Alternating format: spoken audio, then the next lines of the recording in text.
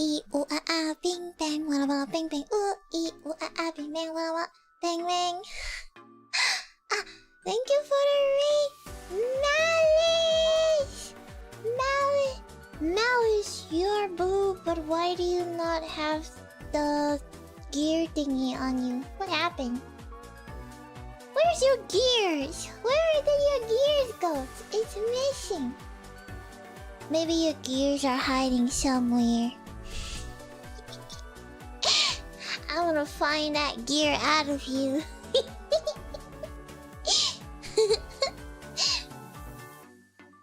Is this a Nephilim or a chipmunk?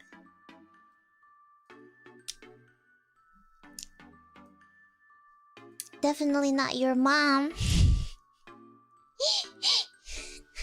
You can see the lunch on your screen? I can't see it.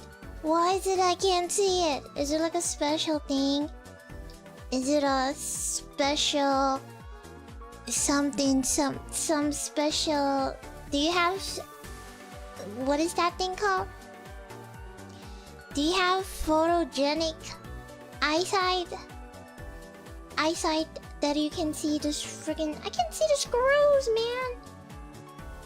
How do you see it? It's not, oh, whatever. I'm not gonna talk about the screws.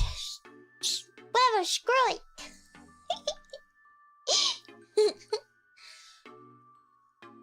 Yeah, you got a problem with chipmunks? Huh? You got a problem with chipmunks? Why? You don't like chipmunks? Huh? Is it because you are as small as a chipmunk? That's why you're projecting? That's why you don't like chipmunks? Huh? Huh? You know, they say when you don't like something, it always often means that you like it. But, you know, you're projecting, so you try to show that you don't like it. That's why a lot of homophobic people are actually gay. They're just too scared to show that they're gay. So they hate on it instead. So why you got a problem with chipmunks? Are you my brother, chipmunk brother in nut?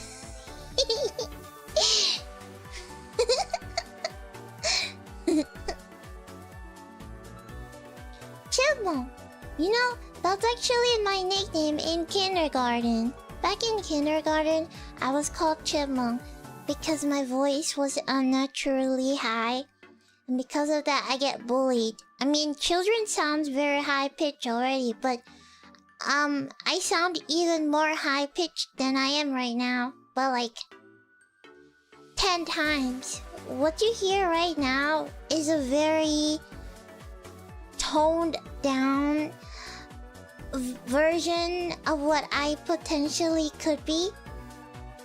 Because, let's be honest, it's not natural for a person's voice to be this high. And oftentimes, when you have a voice this high, people always come to two conclusions. Number one, it's fake, and you're trying to sound girly or seeking attention. Number two, you have a messed up throat that needs doctor appointment. Or you're mute and this is actually a sound box. Or you're just using a sound changer. So, when I was in kindergarten, people would always laugh at me every time I want to say something.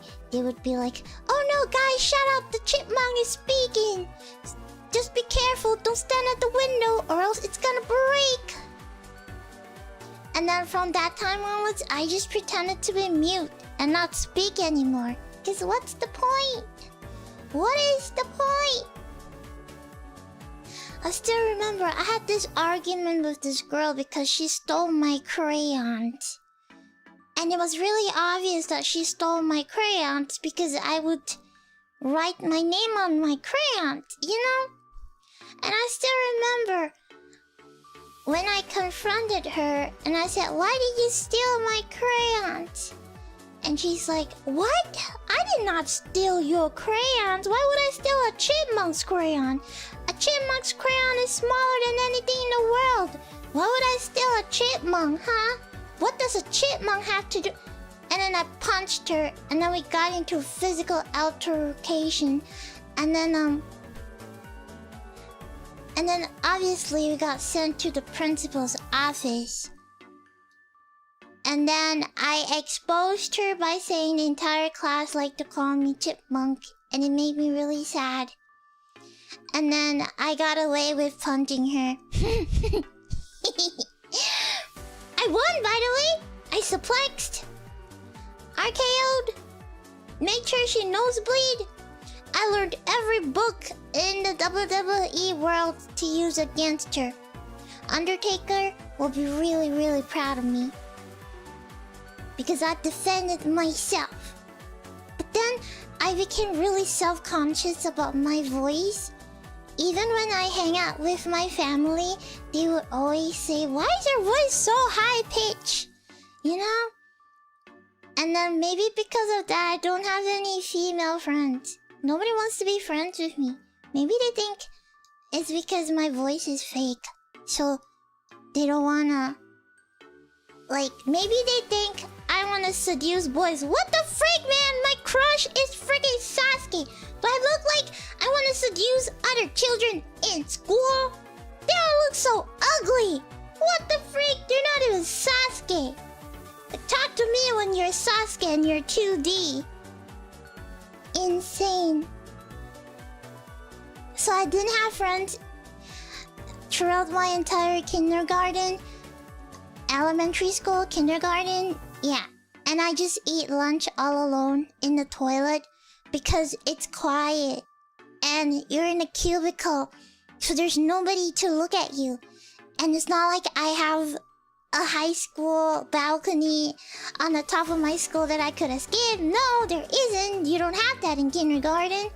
And you just sit alone. You know what's the worst part? It's not like I don't... You know, it's not like I want to sit in a toilet and eat. If you eat alone in the cafeteria, do you know who's gonna approach you? The teachers. I mean, you know what you're gonna end up with? Eating with the teachers. That's even more embarrassing. Who the frick wants to eat with the teachers, man? You get bullied even more. You get bullied as the special kid.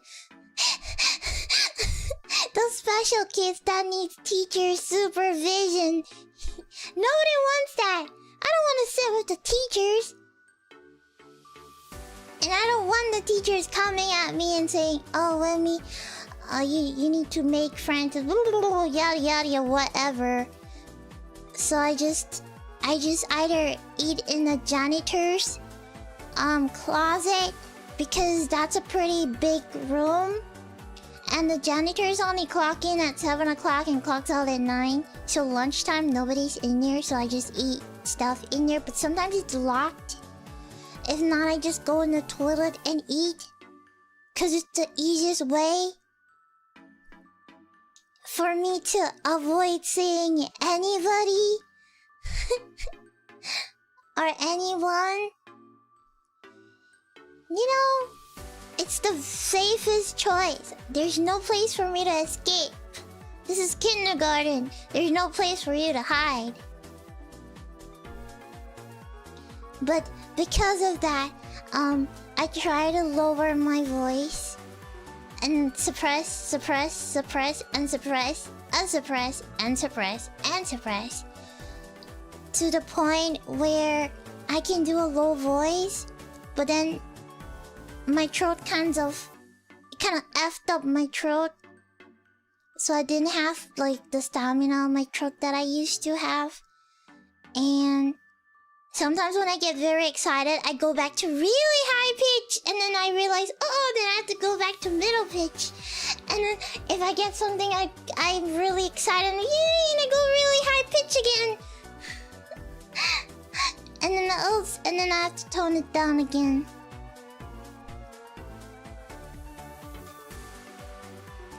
So now it's... You wanna hear my low voice? I don't want to. I don't like it. It's the result of me forcing myself to do something I don't like. And I don't want to do anything I don't like, so I don't want to do it. So stop asking me to do it, because I don't like it. I don't want to do it. But I think,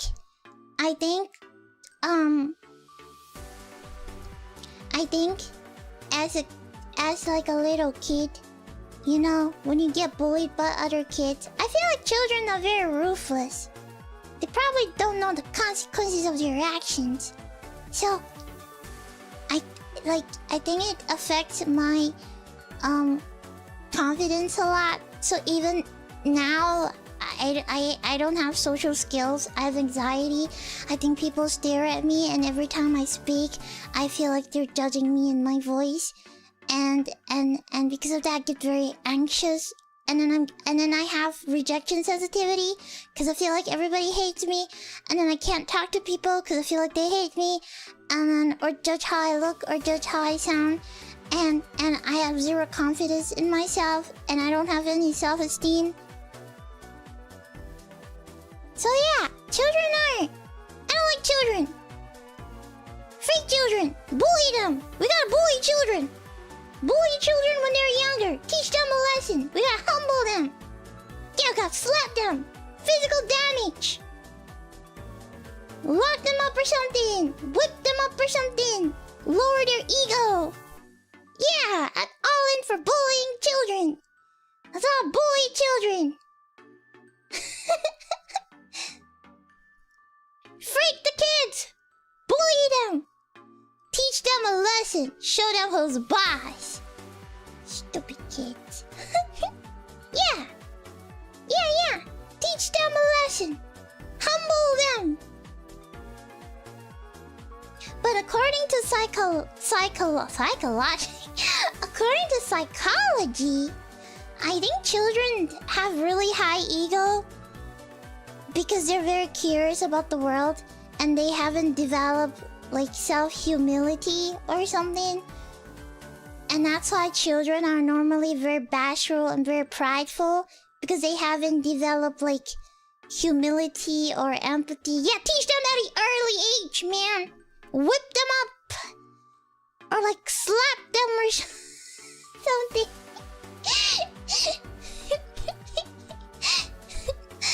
Teach them a lesson. Let them learn humility.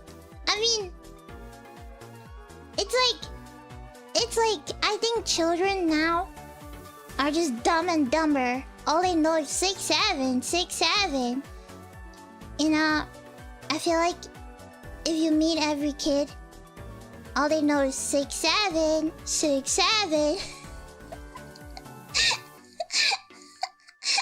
What else do they know other than 6'7"? Nothing. 6'7".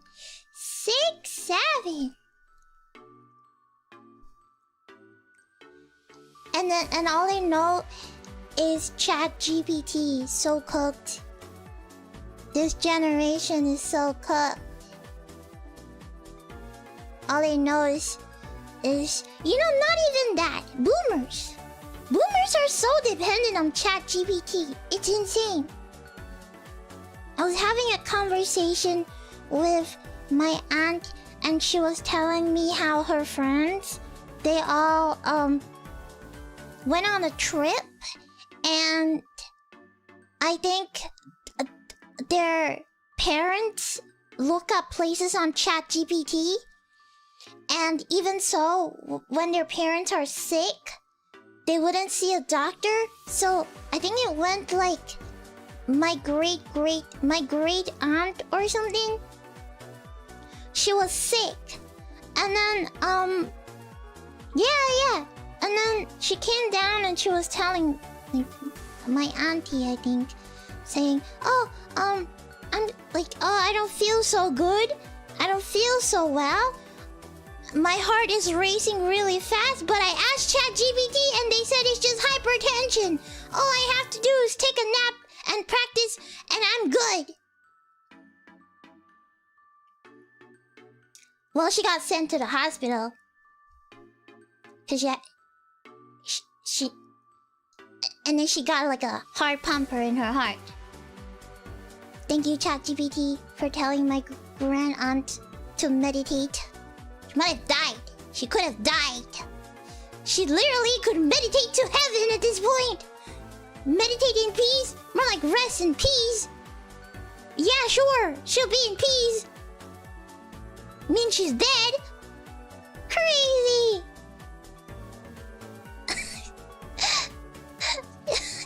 I just don't understand. And now when I look at TikTok and I see a lot of boomers. Okay, not boomers, maybe millennials. Like people in their 60s or 70s. They would just depend everything on ChatGPT. Like, oh, my dog is sick. ChatGPT, tell me my results. Or like, oh, my blood pressure is this. ChatGPT. Oh, ChatGPT, my grandkids won't talk to me. What do I do?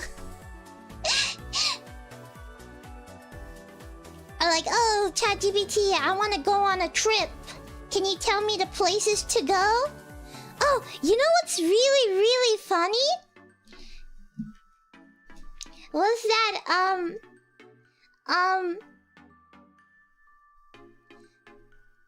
I think it was, my uncle's side, like, family. My uncle's side family, I think they went to Japan for a holiday. So, my uncle, he just ChatGPT'd the entire itinerary, of Japan. And then he showed it to me. He's like, what do you think of this itinerary? Isn't it good? He was showing it off to everybody in the family, yeah. He was saying like, oh, look at this 7-day itinerary in Tokyo. It's perfect, right? Yeah, it's nice. And the hotel they suggest is really cheap. And so, you know, I was looking at it. And then I saw the hotel that was in Shinjuku called J-Max Hotel. So I googled J-Max Hotel. And lo and behold, it's a friggin' love hotel in Shinjuku!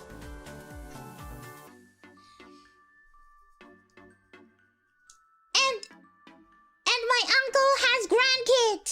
The whole family is going! Oh my god!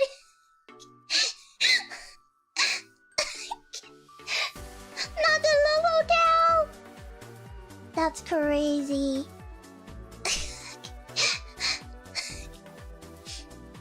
And I told my uncle, I said, don't stay there, it's a love hotel. And then he's like, what do you know? You're not ChatGPT. ChatGPT knows the best for me. And then, you know, and then he's like, I want to collect, vintage CDs, vintage DVDs of older singers and older, Japanese singers. And then he said, you know, they showed me a lot of places, like these places to buy. And I asked my uncle, what did you type in ChatGPT? He's like, oh, I asked for like old, where can I find old DVDs? And you know what they suggested? They suggested a bunch of hentai stores in Shinjuku. Yeah. My uncle could have brought his grandchildren into a hentai store. His grandchildren would have had a great awakening of big boobs. That's not a great way to teach them the bird and the bees.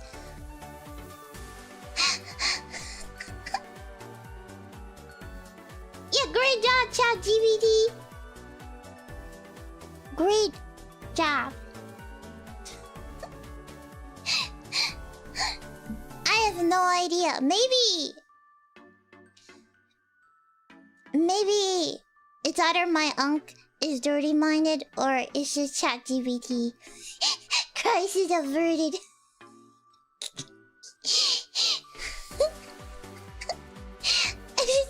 I don't understand, man. I just don't understand. What did he do to come up with all of these? And then my auntie gave him a huge lecture about believing ChatGPT. You know what's insane was that when we were away for health checkup and my aunt asked my uncle, where is the nearest convenience store?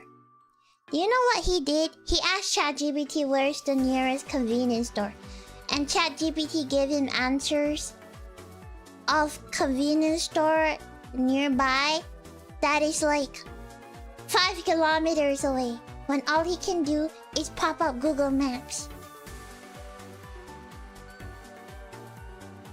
Yeah, we love ChatGPT.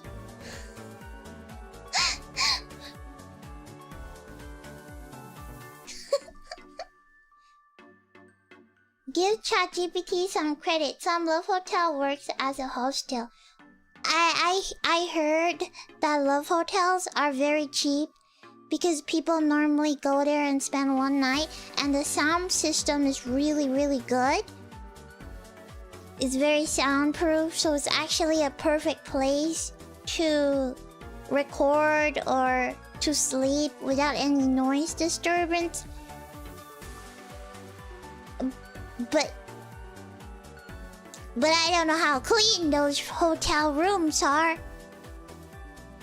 You know, you don't know. Like, you don't know how clean they are inside. Yeah! No! No way! No thank you. I don't trust. Record? Yeah, like recording covers, song covers, recording like streaming, recording podcast, you know? Cause it's soundproof. And I know Japan hotels are pretty thin walls, so you can hear your neighbors and stuff. Then in Love Hotel, they can't hear anything, so it's like a perfect place to record.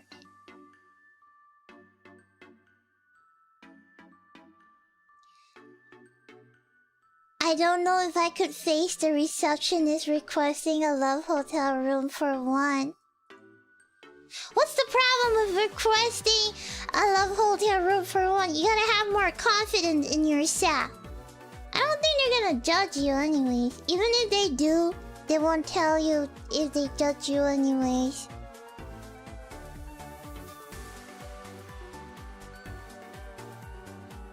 A room for me, and like, you can just show them your daki, like a room in my daki, please.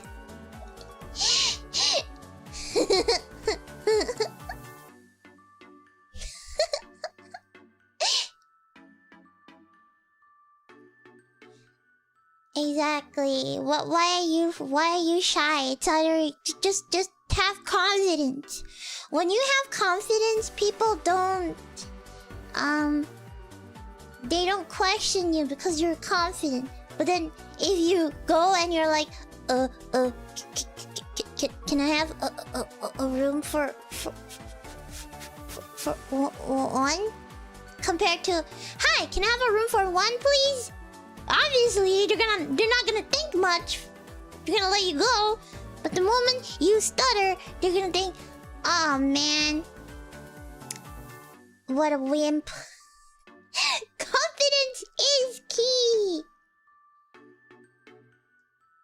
Yeah, or you can just say, hey, a room for two, but my partner is coming later. You know, like, You gotta fake it to make it.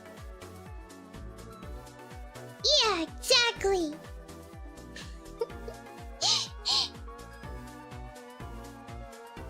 Fake it to make it. That's how you get it. Is it true that love hotels are cheap? I don't know. I've never been there. I don't think I want to, but apparently I think so. Apparently it is cheap to stay, and a lot of people like to stay there because it's really cheap. And the sound system is really good, so you get a good night's sleep without hearing the cars or the trains. That's what I read a lot on TikTok and Reddit, is that people like to sleep in love hotels for the convenience. A convenience. But I don't know, I feel like you could just stay in those business hotels. They're cheaper, but well, I don't know, if you're in the area, why not? Or something. Just be mindful, I guess. You know?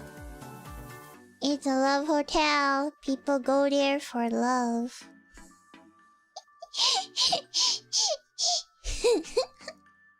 You haven't tried? Why would I? That's no way. No, thank you. No way. I guess there's a pros and cons. But you could say in an internet cafe. Internet cafe in Japan is really, really advanced. You could sleep there and then you get unlimited drinks and snacks too, and you can order food delivered to the internet cafe, or you can order from their in-house menu, and they normally have a bed and they have a PC with good internet, and the rooms are nice and cozy. So if you want something cheaper, internet cafes are totally your thing. Yeah, and the best part is free flow drinks and free flow snacks. What I learned is that there's a lot of salaryman. They end up staying in internet cafe because they clock out of work at 11, but they have to go to work at 5. And the timing is way too short, so some of them just sleeps in internet cafe and then go to work the next day and then go back to their own homes during the weekends. Cause traveling takes too much time and they won't have time to sleep. Apparently that's really common.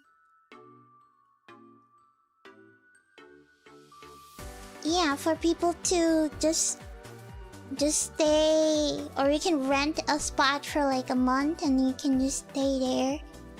And it's really cheap. Yeah, it's really sad.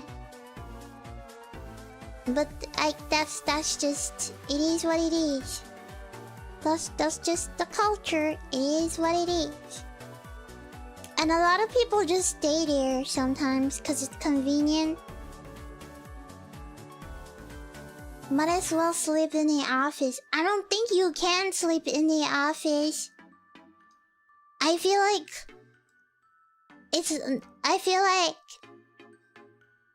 yeah, I don't think you can sleep in the office. Cause I feel like there's a lot of like your old boss did, because he's the boss, you see? Maybe because he's the boss. But I feel like if you are the worker, it's not a good look. And then like you're not saving face or something. It's not a good look socially to do that.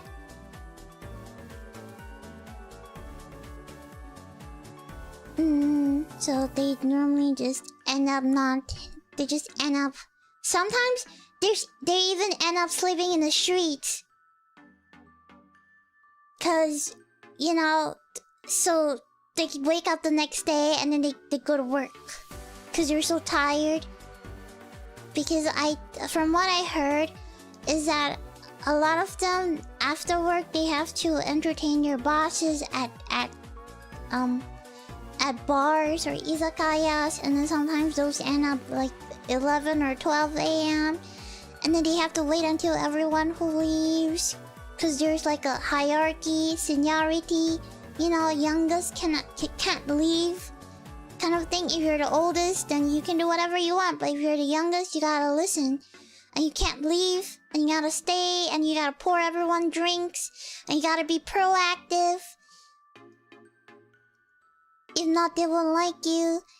And then, yeah, and then I think some of them ends up finishing in like 12 or 1. And then they have to... And then you have to get to work early. You can't get to work late. You can't go to work later than your seniors. You have to go to work earlier than your seniors to show respect. So I think a lot of them just choose to sleep on the streets or sleep in internet cafe. I read a few documentary about it. That's how I know. So they just end up choosing to sleep in those internet cafes. Cause it's easier too. Yeah. And they can't go home after 12 cause there's no more train. So yeah, they just, you know, that's how it is. I like to watch this TikTok salaryman.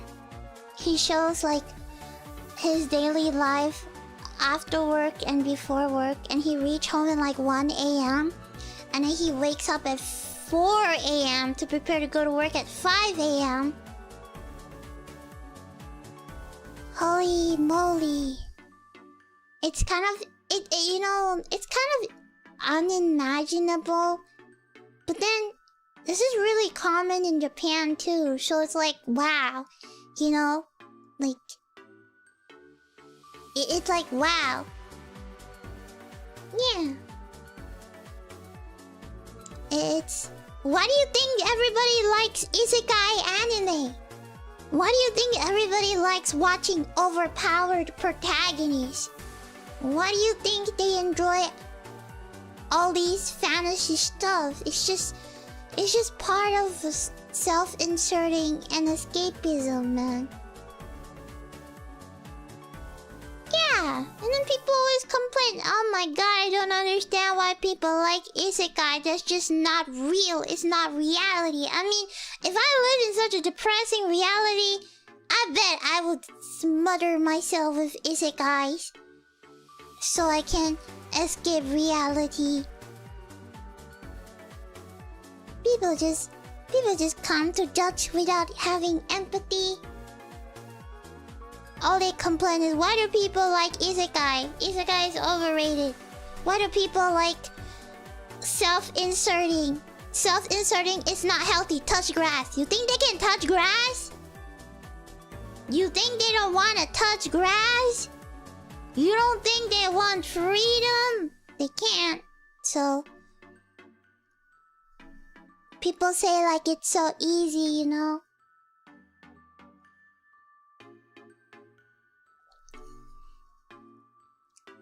But it's not. Also cause I'm a hickey, so I sort of can understand a hickey's mind.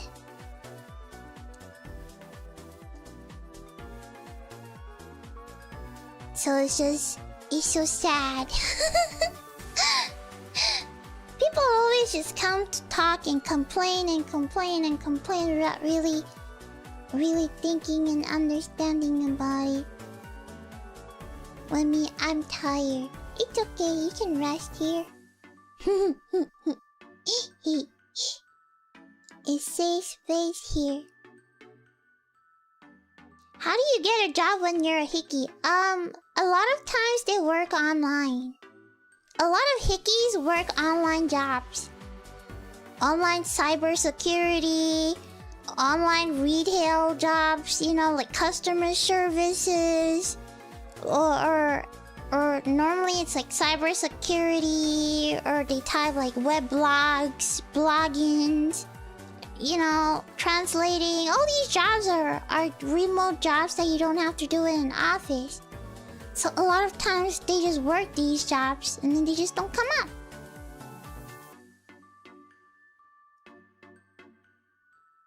Yeah, which is the best, by the way. To me, of course, because I'm a hickey. Which is why I really like the anime Welcome to NHK.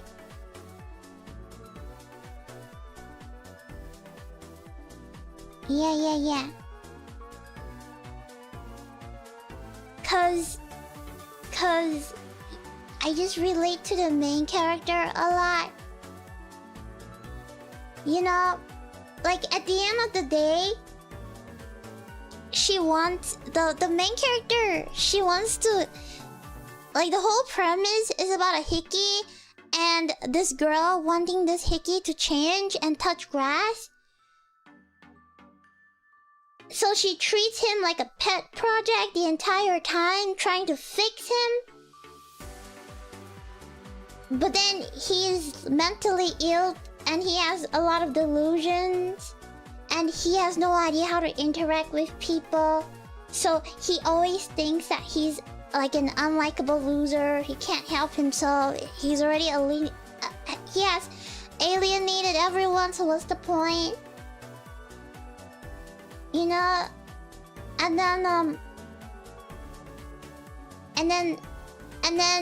the girl is just trying to fix him. But then the point is, this is not something that can be fixed by like an emotional speech. And it's not like he don't try. It's just that every time he tries, something bad happens. So it's like, you know, like, you can't change so fast. And in the end, the main character, it feels like she's just being, what is that, altruism? She's helping him not because she wants him to change. She's just helping him because it makes her feel good. Like she's doing something good to society by helping a depressed person become happy. She's the definition of when somebody say, hey, I'm depressed. And she's like, just don't be depressed. Hey, I'm overthinking. Just stop thinking. Boy, if only it was that easy, huh? And then at the end of the story of Welcome to NHK, he just returns back to normal. It's still the same. Still a hickey. Still don't want to go out. Which to me feels... yeah, you don't have to change anything you don't want to fix, you know?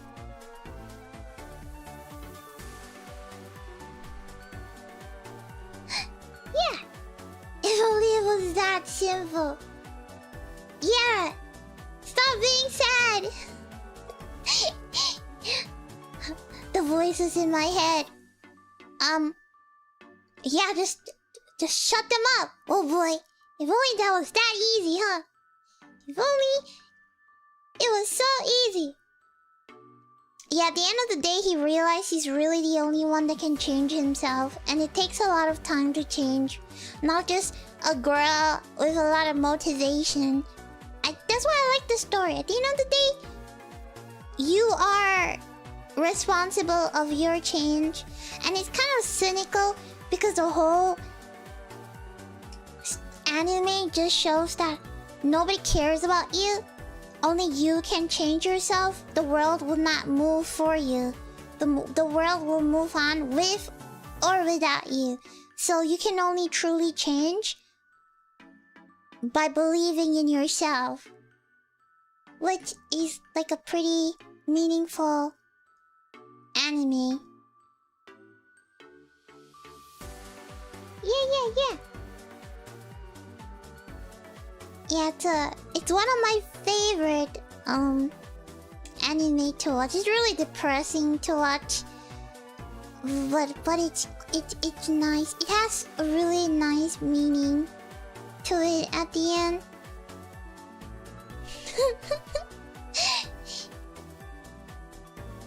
Yeah, man. Yeah.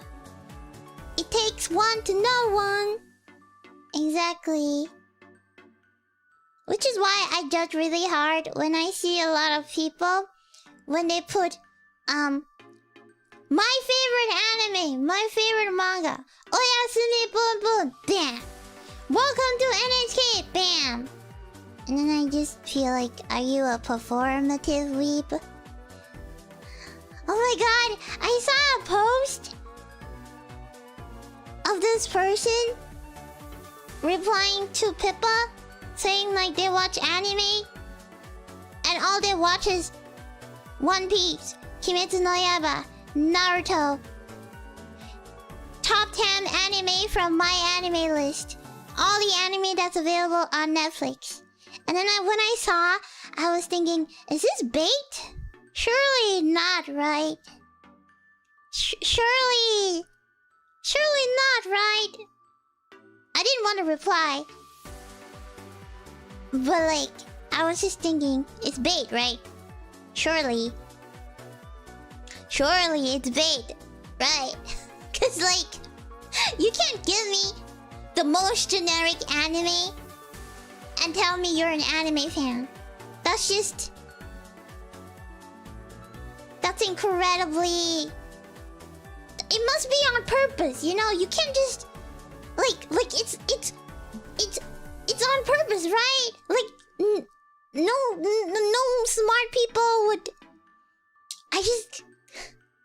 It must be rage bait, honestly. It must be at this point.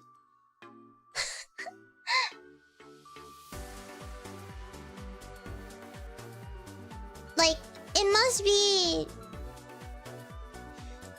be clickbait for people to talk about it, and that gains more traction, you know?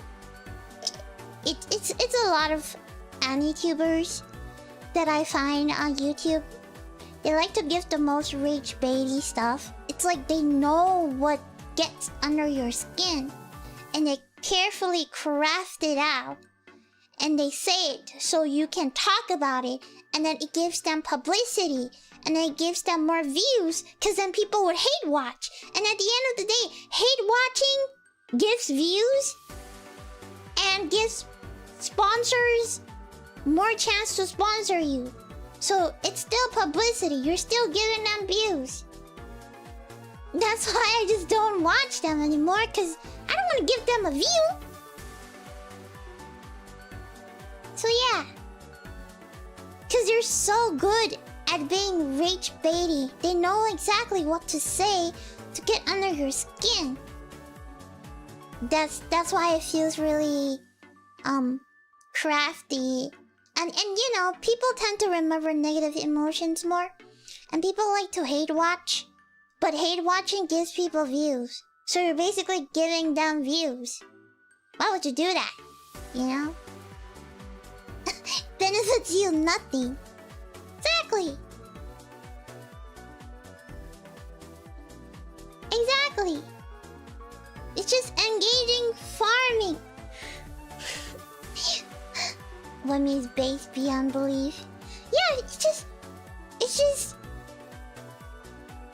I just think a lot of time it's just engagement baiting, you know? Cause cause people know that if you say your top 5 anime is Naruto, One Piece, Dragon Ball, Kimetsu no Yaiba, you sure know that people will react, you know, oh my god, a normie, oh my god this, oh my god that, oh my god, bait. You know it's gonna get views, you know it's gonna get people talking, you know people are gonna talk bad about it. It's like, why would you not know? Of course you would know.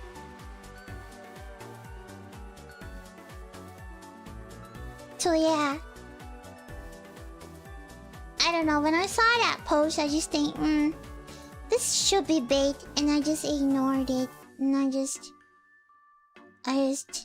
I've seen too many of these posts. You know, you always find these posts on Twitter. People are like, oh my god, here are my top 5 animes. Or people who post on YouTube, like, I'm gonna watch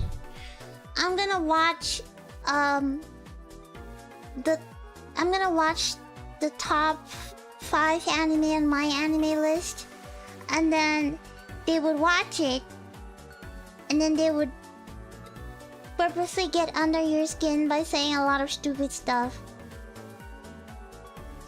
So yeah, it's like crazy. It's like people who watch anime but judge it with American standards, which you can't, cause it's Japanese anime. It's anime. They'll be like, oh, this she's so cringe, she's so cringe. Why do they all have big boobs? Can't a girl just have normal boobs? No. This is Japan. We love big boobs. Okay, I love big boobs. Give me some big boobs. Oh my god, why does she look like a teenager? Cause I like them teenagers. The freak? Cause I love lollies. Why do you like... Cause I like lollies. You got a problem with that?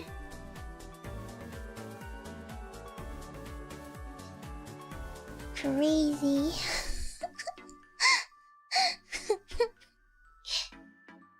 Oh my god, her boobs are so big! As if you don't look at big boobs on, like, I don't know, hentai sites. Whoa, what's the difference between, like, 2D and 3D? Sheesh. Same thing, you know? I hate it when people complain. All the time. They're like, she's a high schooler. Why does she have big boobs? Cause I like her with big boobs. Got a problem? Why can't a high schooler have big boobs? Cause you don't have them? Is that why you're jealous? Every time I see these stupid posts on Twitter, gets on my nerves, but I just scroll away cause I don't want to give a view.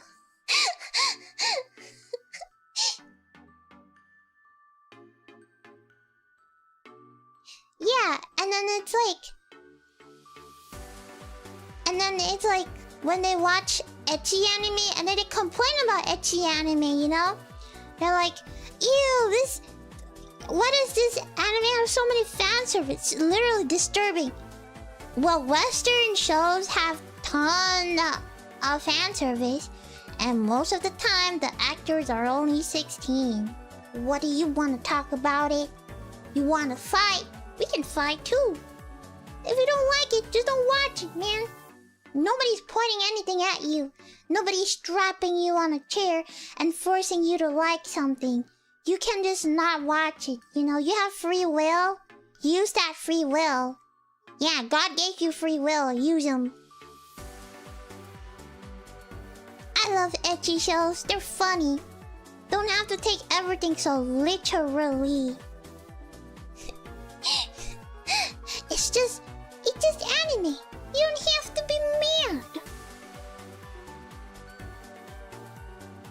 Plus, it's an ecchi show. You don't have to watch it. It's literally in the tags. Comedy, ecchi. You can watch something else. You know?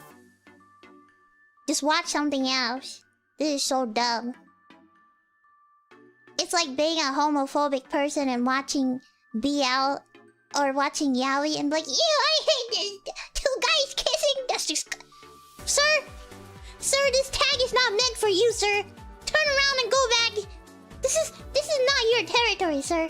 Not your tag. Go find other tags. But you have to come over here.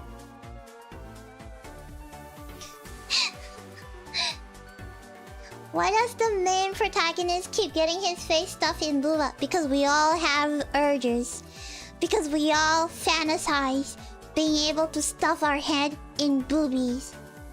I would like to know what it feels like to stuff my face in boobies too. Don't we all?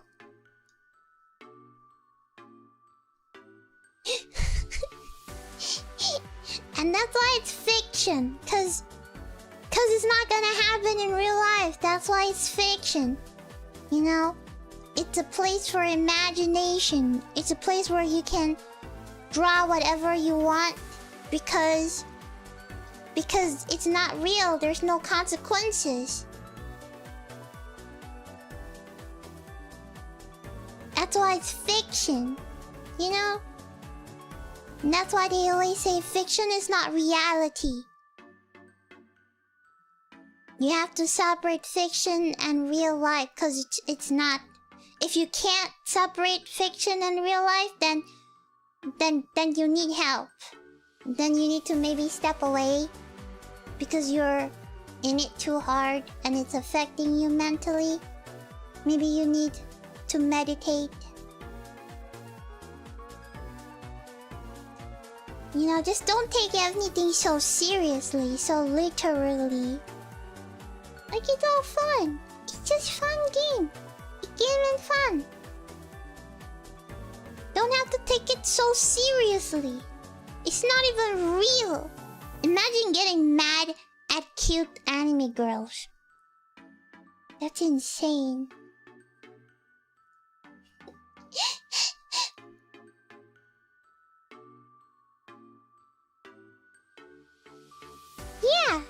Yeah. Why so serious, man? You know, let people have fun. I mean, let people have fun. Let them like whatever they want. Why are you so mad at what people like? Jeez. I don't understand.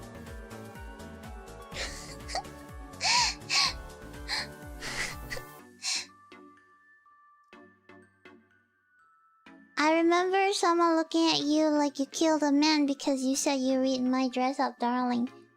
Why though? My Dress Up Darling is just a normal romance manga. How is it affecting? Whatever, if they get mad at you, just tell them to read Boku no Pico, man. Like, hey, you should read this. You should watch this anime called Boku no Pico. It's really cute. I think you will like it.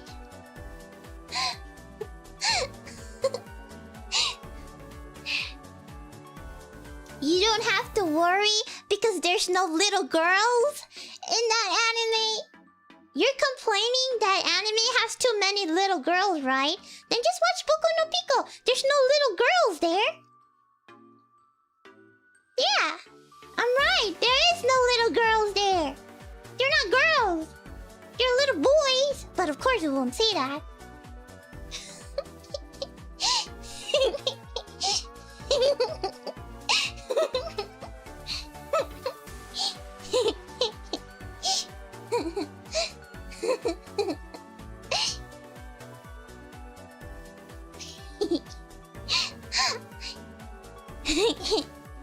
Just slap the lid at me.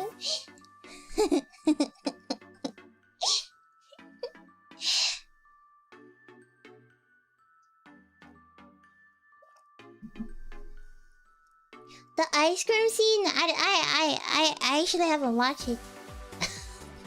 So I actually don't know what's going on inside. I just know that they're all boys. I just know that they're just shotas. That's all I know. And it's a hentai. Yeah, that's all I know.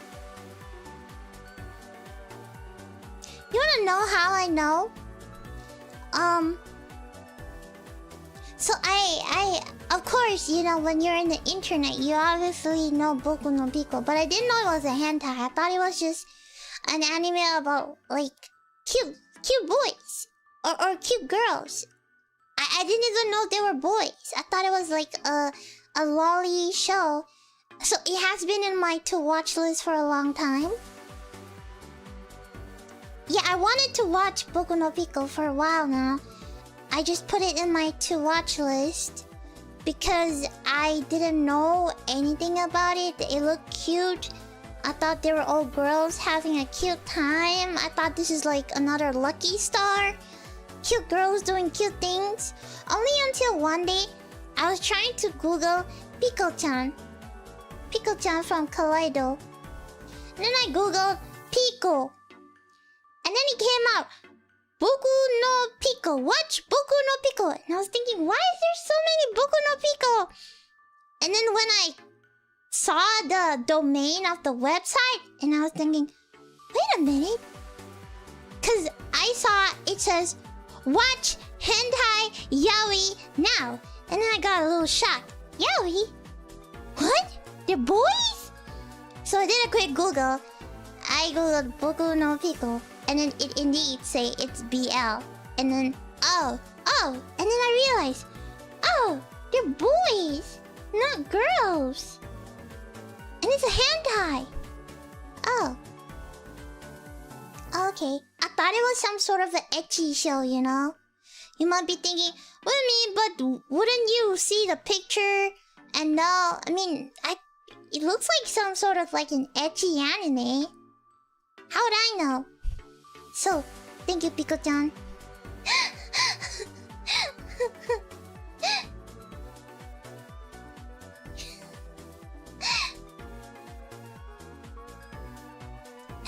This is... that's how I know it. What a fun way. And then now I realize, oh, that's why it's like a meme, you know? It's funny, like, that it became a meme. It's like, why, are you scared of little boys? I mean, if you're scared of the 4-letter word, you can't watch Boku no Pico, because there's no girls inside. The 4-letter word don't exist in there.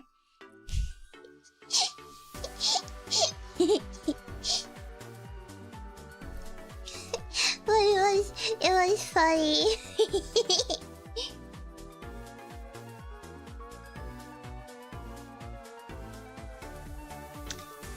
That was like how I discovered it. You're learning so much from Lumi Sensei. What did you learn? I didn't even teach you anything. Oh, school days is messed up. We don't watch. Oh wait, we don't watch school days. That's torture. I don't know, man. There's a girl in the second episode. Moon Rabbit. That means you watch Boku no Pico.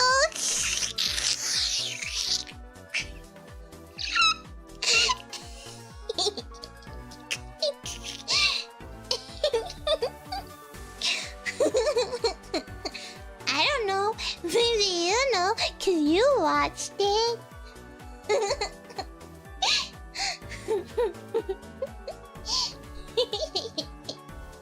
The song is good. They have a song? They have a song? Oh yeah, I don't know. They have songs? Damn, I didn't know that. Got him. Red-handed. Has opening? I have no idea. I don't know. It's okay, we don't judge over here. You can watch anything you want. I can't judge. Cause we're all... We shouldn't judge each other for what you guys like. You know? We're weeps. Every weeps have some messed up thing that they like deep down in their head. You know? So why must we judge our fellow brothers and sisters in weeps when we too are the same?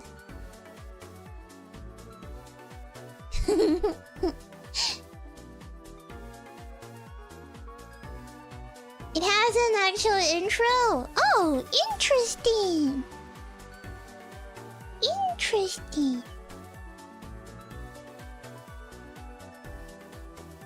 Now I'm curious. I kind of want to listen to it, but I'm scared. Maybe I'll find it on YouTube, like the opening. Yeah, maybe I'll find it on YouTube, the opening or something. I don't know. Do they even have it? There's a censored version. I'm pretty sure there is. I watched a lot of my ecchi shows. Censored. Well, it's more like I didn't even know that there was an uncensored version until you guys tell me. I always thought the censored version is the default version. You know? You know, like when you watch ecchi anime and then the girl's skirt goes up and then she flashes her panties, but then it's like bright light of censorship. I always thought those were canon, that it was just meant to be there. Or like when the guy goes into the bathroom and then the girl turns over and then he saw her naked and then her boobies are censored with a great flash of white light. she screams. Yeah, I always just thought it was meant to be there.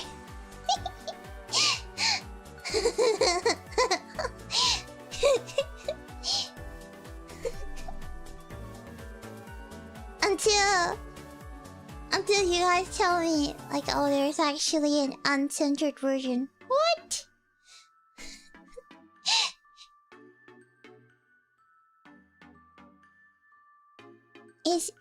Is crazy.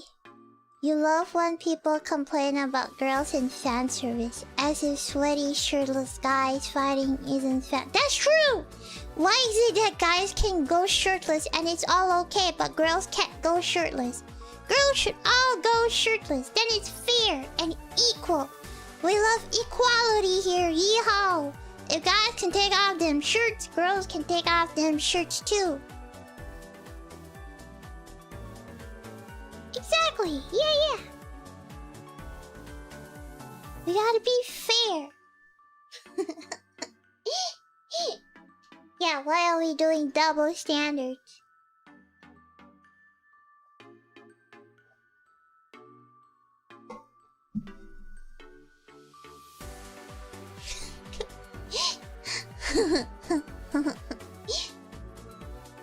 Equality, man.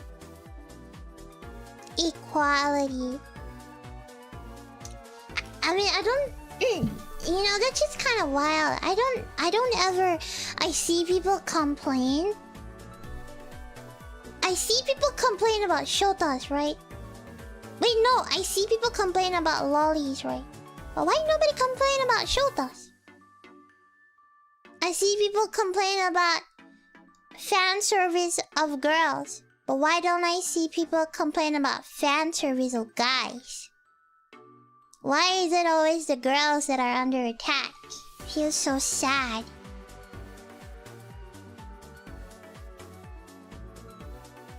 It's like... Nobody talks about shotakons. They're a special breed, you know? Shotakons. But nobody talks about them. And nobody talks about... Everybody only talks about lolicons. Nobody talks about shotakons. Where's the fairness? It's not fair!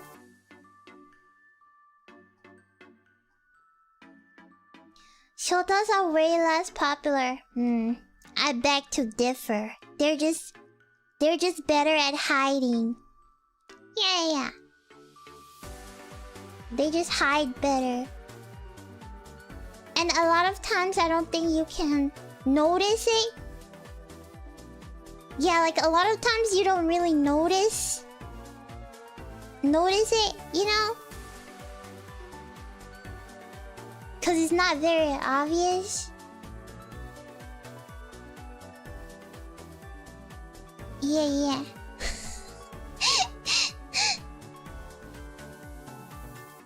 Do shotakons? Well, I'm pretty sure they do. I mean, I feel like a lot of males are shotakons. I mean, Astofu is a very perfect example of a traps. I feel like traps are very popular. You know, I feel like a lot of guys like traps. But they're shotas too. They're basically shotas. Yeah, they're little boys dress up as girls.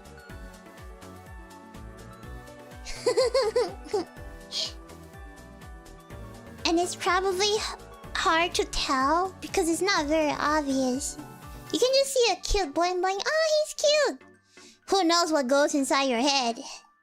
You know, but then it does not show compared to you see a cute girl and you're like, oh, she's so cute. It's like, excuse me, people.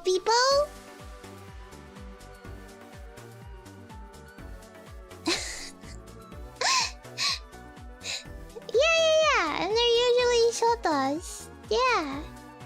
Because they're still boys. Young boys at the end of the day.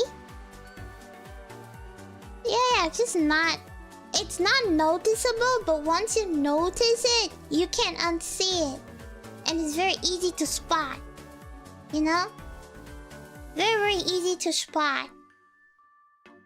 I mean, people who like Zelda are probably, you know, Zelda's a, like Zelda.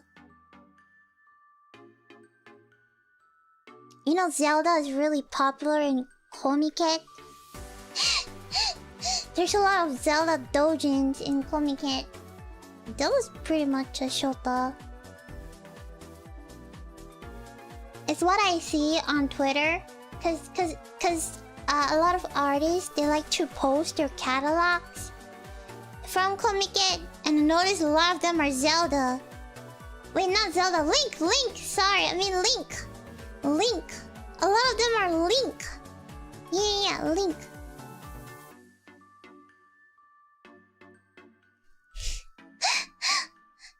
Or like Sora from Kingdom Hearts. He's a Shota, man. You don't realize, cause you can't really see it. But he is a Shota. So now you're seeing it. I'm opening your eyes, so now you can perceive. I have granted you the power to perceive.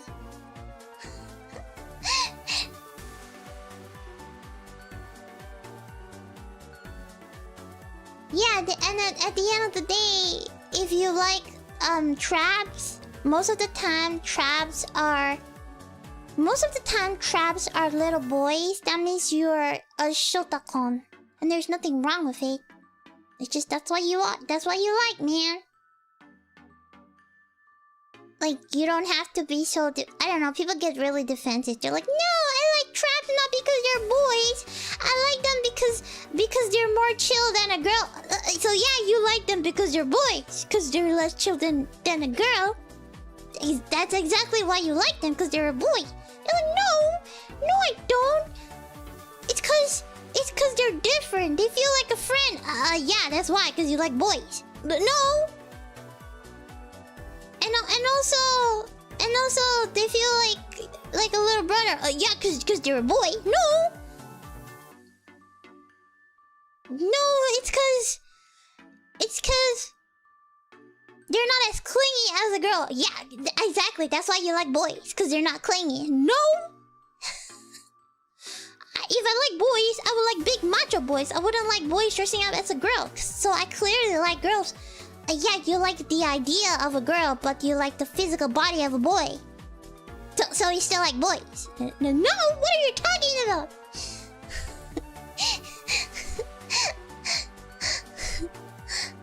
I don't know. I don't know. This is what I see on Twitter when they talk about like traps. Yeah. It's kind of funny reading like threads. I mean, nothing wrong, man. Nothing wrong. What about tomboys? But tomboys are still girls. At the end of the day, tomboys are still girls. Like, they may be a little masculine, but they're still girl. Like, they still have their feminine side. They're still girls. Like, it doesn't matter.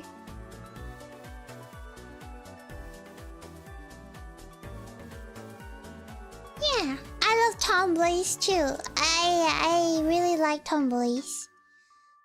Tomboys are always my favorite. It's either the chuny one or the tomboy that gets me. I like them.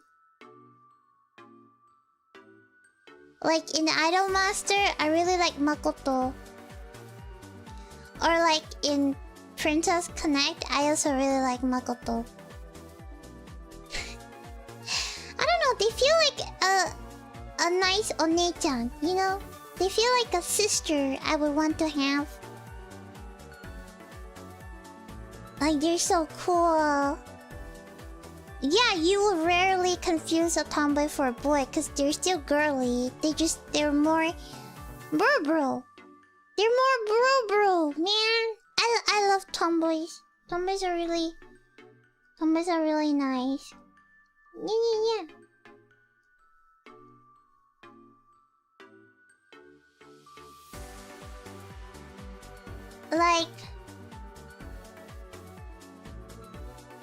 Like And a lot of times tomboys don't have to look like a boy. Like a lot of time,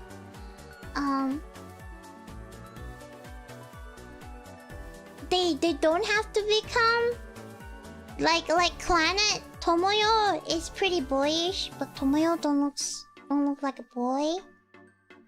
You know?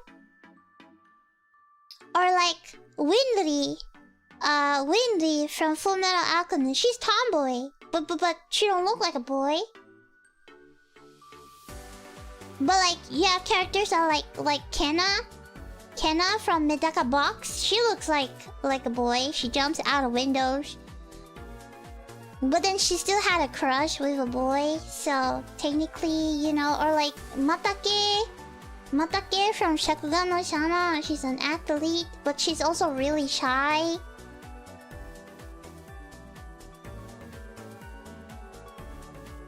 Yeah, like a lot of times they can look like a boy, can't look like a boy.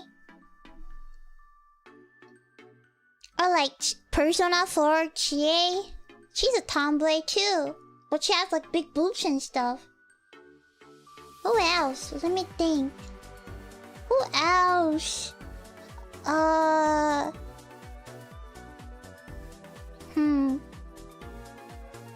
Aoba, Mocha from Bang Dream. She's also a tomboy. Or like Rina from Cinderella Girls, Idolmaster Cinderella Girls. Like she always calls herself the rock idol, and she's also very, very tomboyish. Oh, and then Izuko from Monogatari. She's like textbook tomboy. You know? Yeah. A lot of times they're still feminine. Yeah, I like tomboys.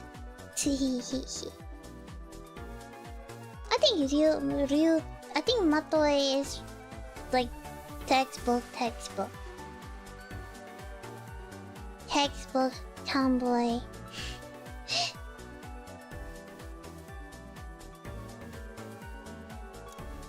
Yeah. Her voice too. Yeah, most of the time is their voice too.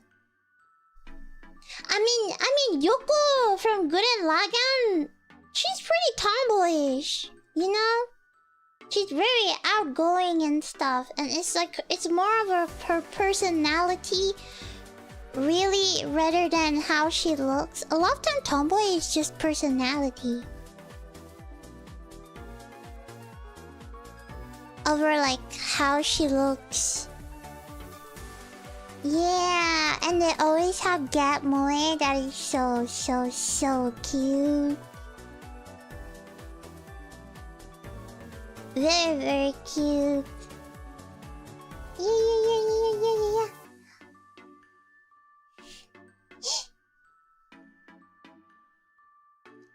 Tomboys are the best. I mean, Mordred from FGO. She's also... I like Mordred. Mordred's nice. Or like Mikoto from Railgun. Textbook tomboy. Tomboy's a state of mind. Yeah, exactly. So that's why, you know, it's always the personality and stuff. Yeah, it's okay. The end of the story is like whoever you want.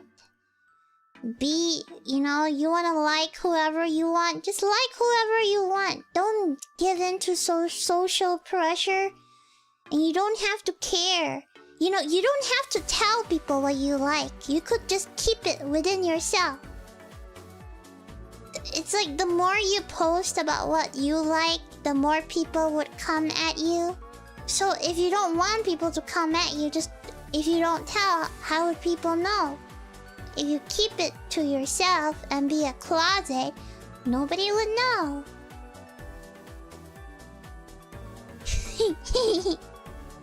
Yeah, you know,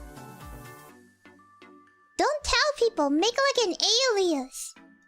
Make like a fake identity online and then post about it so people won't know that's actually you. I feel like that's what a lot of people like to do. They just make a pen name and then they post whatever you want, the most degenerate stuff possible created in mind. And then when you meet them, they're just really quiet and a decent person. Sometimes the most functioning adult who is very highly, I don't know, has a good job, very highly regarded in their workplace, very respectable, a very decent, very good person, probably has a pen name that posts really messed up stuff.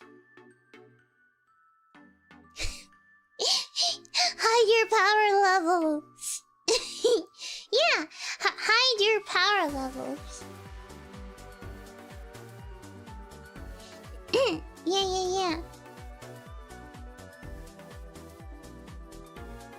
Exactly. Yosuga no Sora fans right now. I feel like every incest fan would know that Yosuga no Sora is just vanilla. I don't feel like Yosuga no Sora is even hitting like deeper levels. It's just vanilla, probably. People who like incest probably likes even more messed up stuff.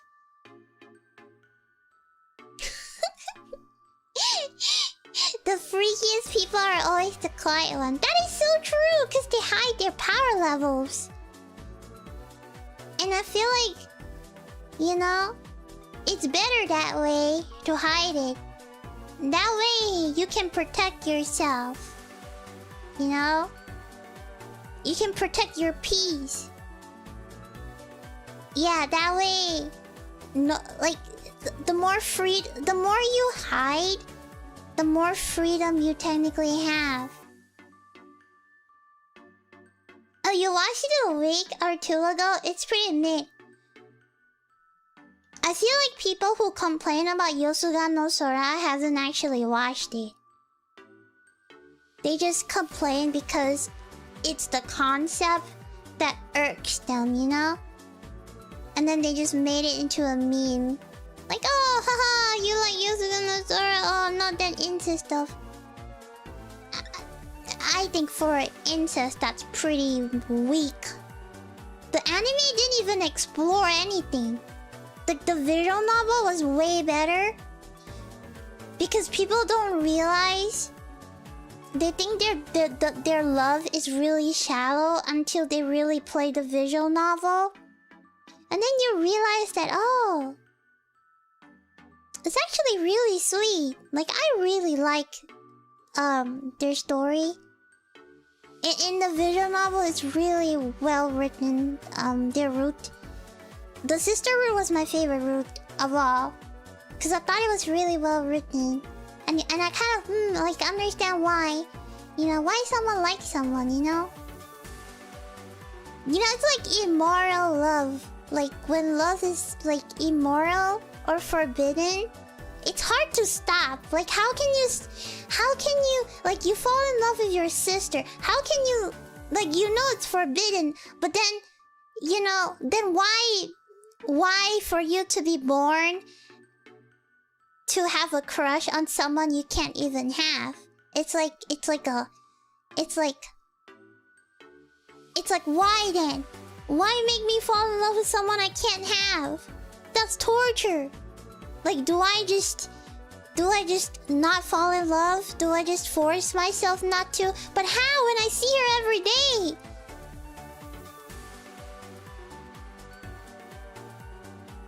Like, this is so sad. I always find it really sad though. I just find it really sad, you know? Like, so unfortunate. Like, it's kind of sad when you think about it. If sister, why love? Yeah. Like, maybe I just have too much empathy. I'm too empathetic. I always just, you know, try to see it from their shoes. Plus, the anime... I don't like the anime because he's like a playboy. In the anime. Because they try to cramp all of the roots in one anime. So that anime is pretty bad. Yeah, so it's like, I just know you're rage bait when you talk about it. I liked Onimai though. I don't understand why. Whatever, man. I liked Onimai. Onimai was great. You know, it's like, oh, I didn't like Oremo because, So they're meant to be sisters. Wait, they're meant to be dating. So, the ending of Onimai, the ending of, Oremo was they're meant to date. But then, at that time, the publisher didn't want them to date. So the author had to change the ending, which feels really shitty to me because it's so obvious that he likes her and she likes him, but because the producers say no, they have to change it. So I feel really shallow. So I feel really bad for Kuroneko. Like, it was so obvious that they were dating. And then in the manga, they are dating. But then they can't do it. Publisher can have control over that. They do. Publisher can have a lot of control over the direction. Basically, once you agreed to serialize your animation, you lose a lot of rights to your stuff. And publishers have 100% a lot of control over how the story is going to end. But it was so sad. Cause yeah, like it was sad. Cause it couldn't, it just feels really, I just feel really bad for Kuroneko, cause you know, it just feels like she's there for the sake of them not being together. So it just feels really like I was empathizing with Kuroneko a lot. It just feels really bad to be in that situation. Yeah.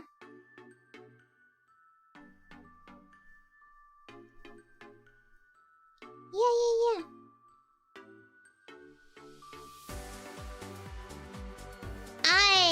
I also don't really...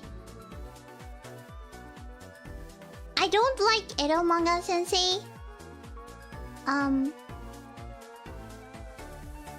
I don't like the anime.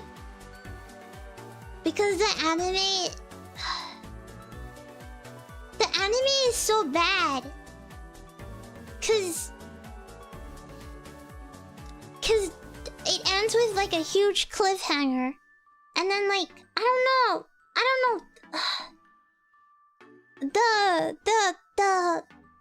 The light novel was good. I didn't like the light novel ending though. But then, the ending was disappointing.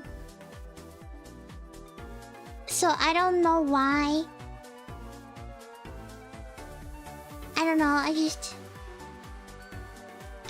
just didn't like the anime.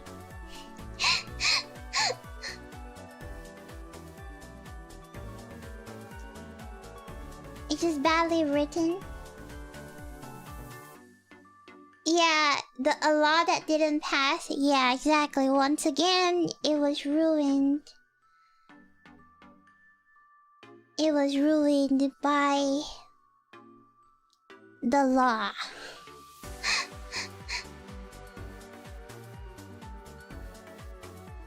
Again. So yeah, like normally when I recommend Edo mangas, I wouldn't recommend Edo manga sensei. But if people want to watch Edo manga sensei, I normally just say read the manga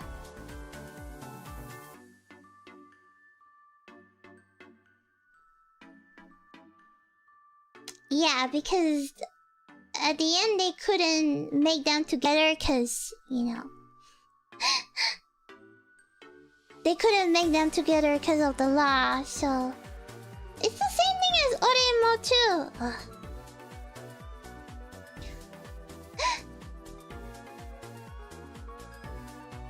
It's the same thing. Whatever, man. Just read the source. Always read the source. The source is more superior.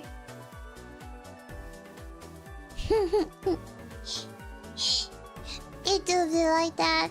Unfortunately, it do be like that. I wonder if... I think it's more lenient now. And I remember, you know... I remember when the show... Living with My Stepsister came out. And people were shitting on it because they're like, oh my god, another incest slob! Ew, disgusting! That show has got to be one of my top romance shows. Every single episode is like watching a movie made by Makoto Shinkai. The cinematography of that show is so good. The music is so good. And it's the fact that two people slowly fell in love with each other was so sweet. I end up reading the manga and I loved it even more. But the manga, no, the anime really does the manga justice. I haven't seen something that's so slow burn but so comfy. It's so comfy. It's just two people organically falling in love with each other. Because they stayed together and then they fell in love. And the music was really good. And oh, the cinematography was amazing. Do you sometimes rewatch anime? I rewatch all the time. I love to rewatch stuff. I have my files. I just rewatch all of my stuff. What anime? It's called Daily Life with Living with My Stepsister. It's really nice. It's just two people falling in love gradually, very romantically. They fell in love romantically and gradually. It was really sweet. I liked it.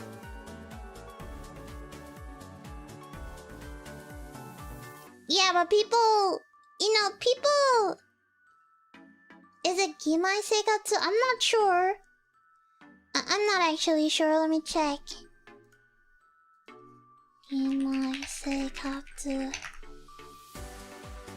Oh, yeah, it is. Gimai Seikatsu. Yeah. It's so good. The story is essentially about two broken families learning how to be comfortable with each other. And it's such a cute anime to watch. I really like it. And I love their dialogues. But his the author sensei's light novel is really good. After I finish the anime, I end up reading the light novel and oh my god, the light novel is amazing. It's even more amazing than the anime. Just the perspective, the way sensei writes was so good. You know, this is the kind of thing I like to gatekeep. It's the kind of thing that, like, if you're stupid, you don't really understand.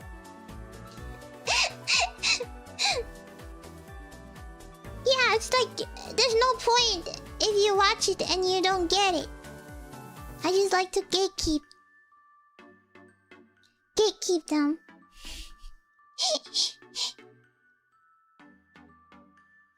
So it's great. It's great. I don't know, people who whine like that on the internet, they feel like little kids that got their candy taken by their moms. Like, oh, Is that why you're out here complaining? You know? Lost the candy?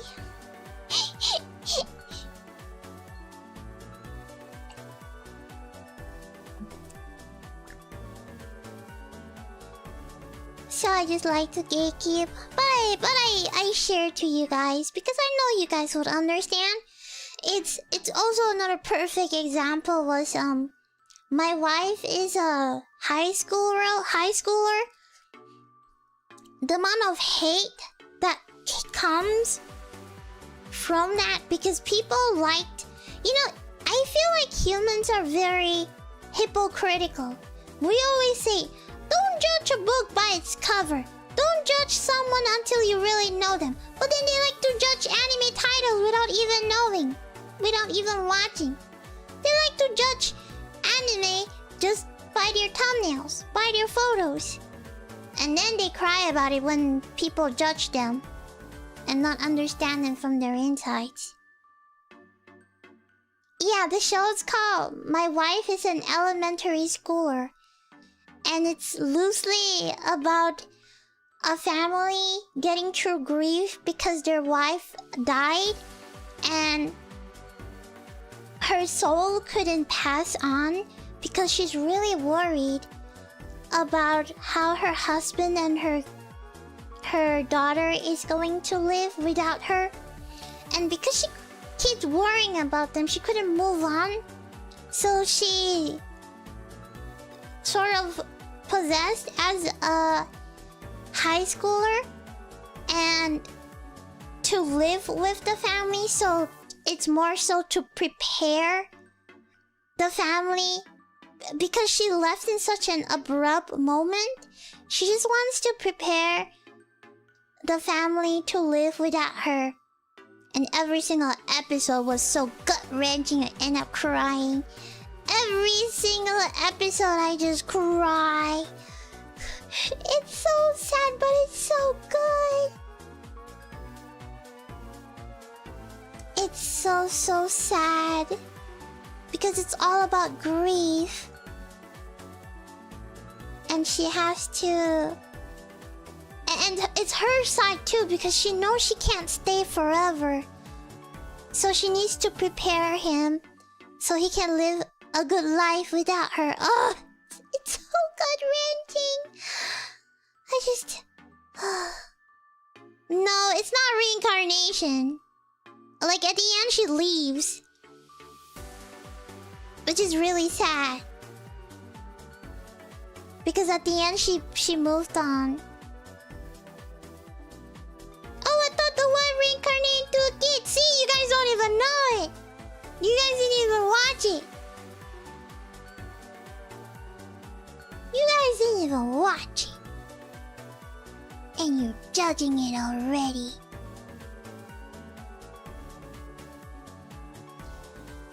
What about that title of that rom-com you really hate about a blue-haired girl? I think it's like, Can I Fall in Love with My Childhood Friend? Well, I hate it because she's really annoying.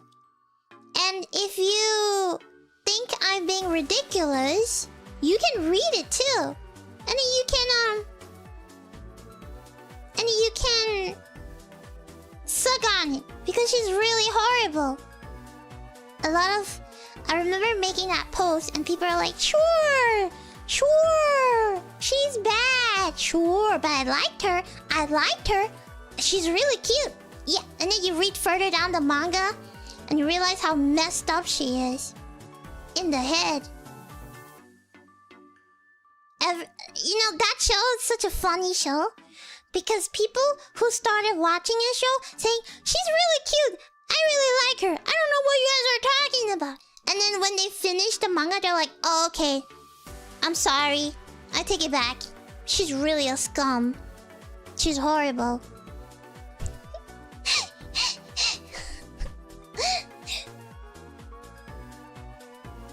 She's horrible. I hate it. It's such bad writing. It's the same writing as Domestic Girlfriend. It's just trash. And I feel like it's baked. Because I feel like a lot of senseis, they like to write trashy stuff. Maybe because it's like a projection, or maybe because most of the time when they write stuff like this, it's always meant to be bait. Like it's never like they purposely create a scum character and make him the scummiest as possible. So it's like a fiction, you know? Like making a villain. Nothing wrong with it. Just don't watch those and expect something good out of it, cause it's meant to be bad. It's like when people complain redo of Healer. They're like, oh, he's messed up in the head. As intended. That's how the author wanted him to be. Messed up in the head. If you don't like it, just don't watch it. You know? That's how it's supposed to be. He's supposed to be messed up. He's supposed to be a villain that you cannot empathize. You know, you do not empathize with a villain. That's why I get tired of villains with sad backstory. Because why must we always empathize with the villain? Why must every villain have a sad backstory? No way! No way! I like villains without a sad backstory. I like villains who are villains. They're just evil to the core. I like it. Villain, evil to the core. So a lot of times when authors write trashy characters, it's always intended. So if it's not for you, then just don't watch it. There's so many other animes to watch it. And a lot of times, you know, stuff like this is always fiction, right? So don't take it too seriously. A lot of times, it's like fantasies. You know, people have fantasies. Humans have fantasies. Humans have fantasies. That's why it's called fantasies, because it's immoral and you can't do it in real life. That's why it's fantasies. It's the what if. It's the I know I can't do it in real life, but it would be nice if I can do it in fiction. Or like, you know, a lot of times it's fantasy. You know? So, a lot of times they like to write about stuff like this, which I feel like is why NTR is really popular. Because they like fantasies. It's fantasy. They know they can't do it. So they don't, you know, it's like a what if. But in fiction, of course in fiction, that's why a lot of characters are written the way they are.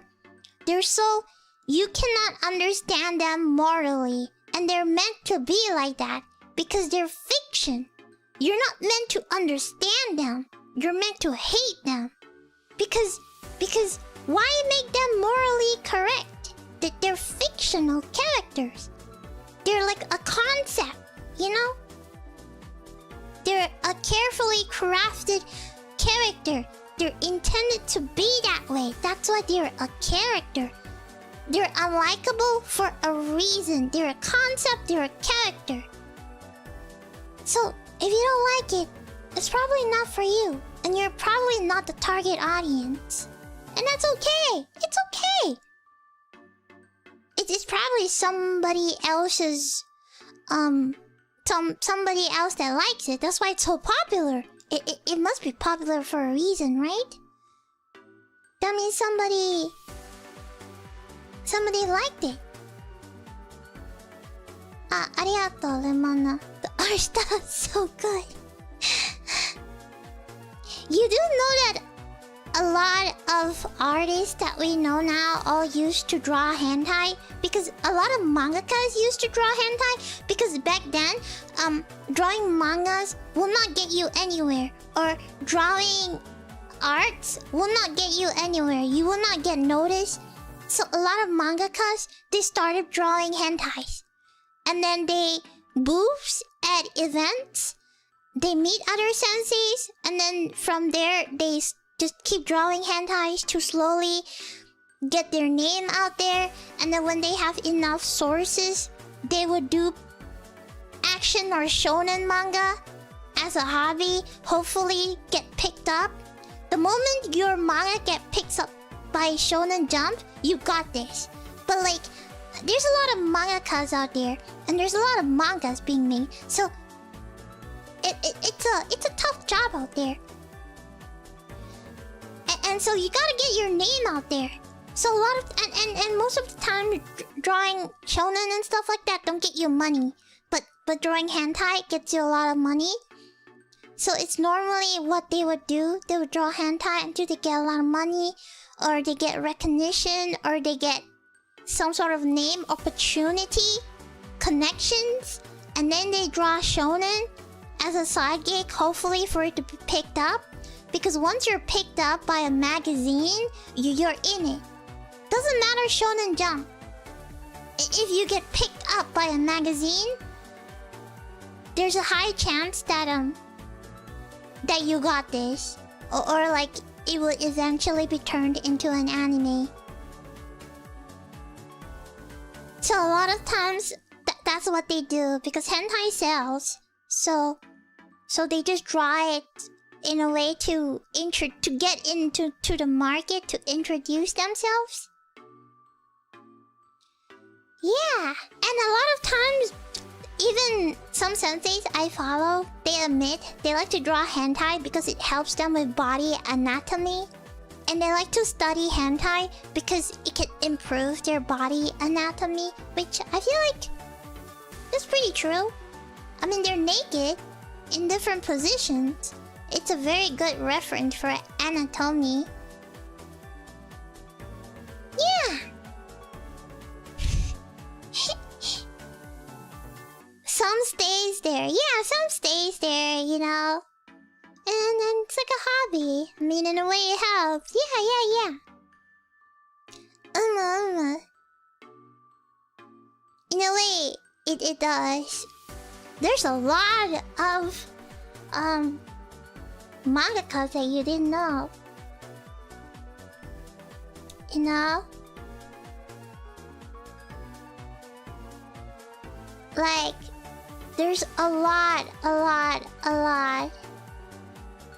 Like, you know Yotsuba and Azumanga Daioh?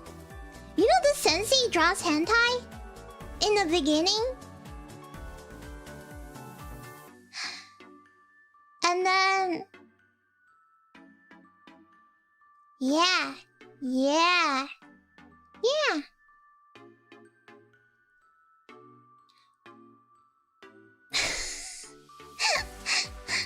A lot of people don't know this, but the mangaka that did Yotsuba drew hentai.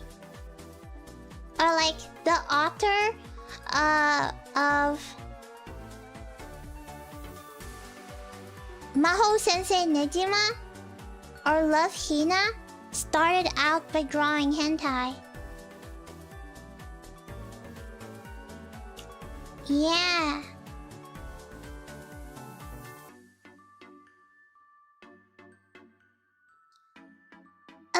A lot of them, they all started out as hentai artists. You can tell with the art stuff. Yeah. It's like, and then so what happened is, so in Japan, you can pay money to wipe your existence out on the internet. So you can pay money, and they would remove anything about you. Every single work you have posted will be deleted, erased, and you will disappear. And then you can start fresh. And that's why nobody knows. Only people who archive those stuff, they know. But then normally people won't out them, because outing people is not a culture in Japan. Yeah, it's like a reset. Yeah.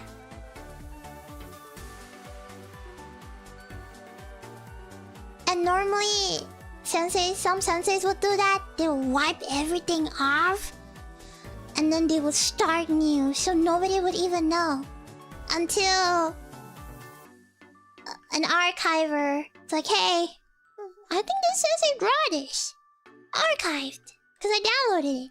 You know, because you can't exactly wipe off save files.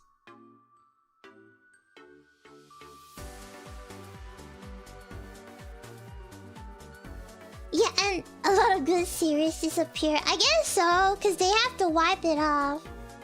Yeah.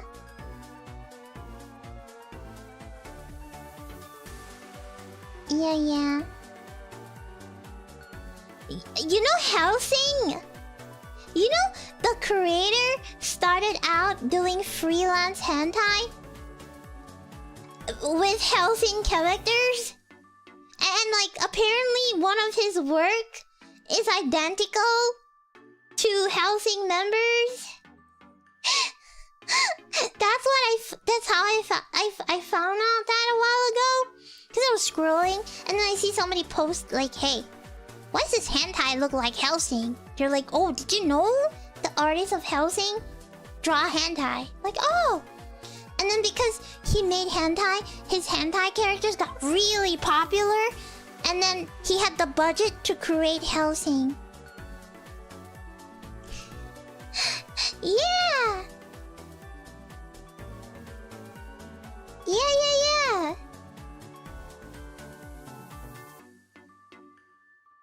Yeah, and he had like he was like a really popular hentai artist, and then because of that, like he made many art. Yeah, there's like a lot. Like there's a lot of them. It's just that we don't know because they wipe off their existence. So you can't tell because they removed their existence on the internet, which is pretty it's pretty funny if you think about it.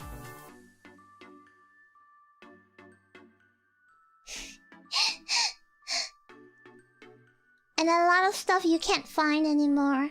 It's like unless you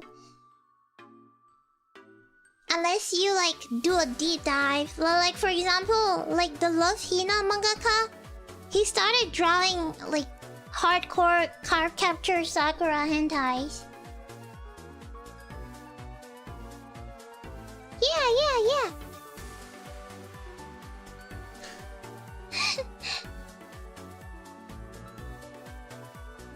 Yeah. Yeah. What else? I don't know. I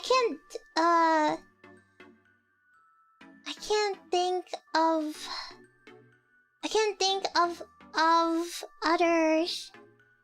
There probably are, but I can't really think of it right now. It's like not coming to my head.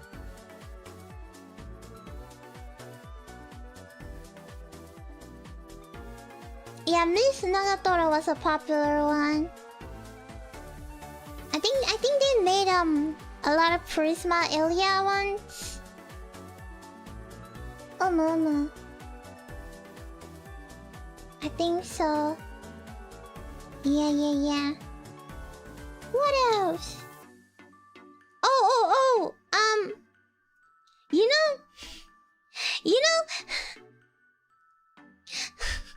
Okay, you don't know this, right? Do you know the original Pokemon artist made hentai doujinshis in like a different pen name, and it was Futanari. yeah, Pokemon. That was really shocking when I found out. I'm like, oh. No, the manga! Pokemon manga artist, not the anime. The manga. The manga artist, not the anime. They're different. No. Not Sugimori, no. No, no, no. Yes, yes, the OG Pokemon artists. Not anime, they're different.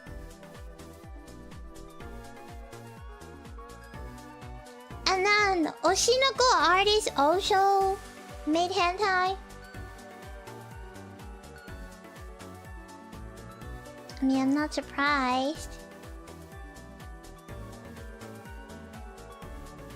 There's a lot, I guess, but the most surprising to me was Yotsuba. Like, oh, okay, interesting. But yeah, you know, a lot of times they all started out drawing hentai doujins, and then slowly they get recognition, and then they start out on their own. Where do you learn all of these forbidden knowledge, Remy? Cause I'm a weeb, that's why. Cause I am a weeb. I like anime trivias and anime stuff.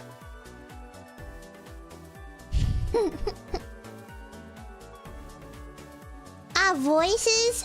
I'm pretty sure a lot of your favorite voice actresses' voices for hentai too. I mean, they gotta have voices, no? Like they gotta have voices. So I'm pretty sure. Lumi, thank you so much for the raid. Thank you for the raid. Thank you for the raid. Thank you, thank you, thank you, thank you, thank you for the raid. Thank you for the raid. Thank you for the raid. Thank you, thank you, thank you, thank you, thank you for the raid. Sorry, we were talking about how a lot of mangakas that you know now, for example, Nagatoro, Yotsuba, Makenki, Food Wars, they all started drawing hentai. Like, they all started as hentai mangakas, cause that's how you get into the market. That's how you become a breakthrough artist. Because drawing shonen stuff will not get you anywhere. Will not get you exposure. You won't get picked up by studios. And you can't earn a lot of money. And we all know hentai sells. So a lot of them started off as doujin artists. And then slowly they get popular. They become mangakas. And they normally would pay a service to wipe off their identity, to have a clean state. Which is why sometimes you would see like a hentai, like a really old hentai doujin, and you wonder, why is this art style so familiar? But then you can't seem to find a person. Yeah, most of the time they paid service to wipe themselves off.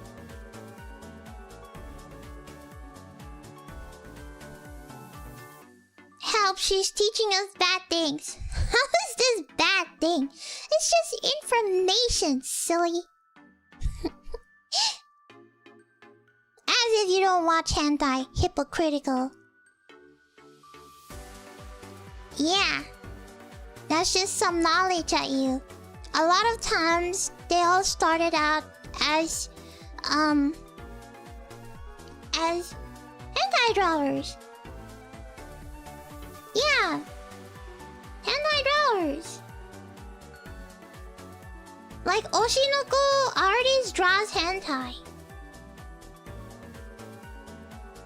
Like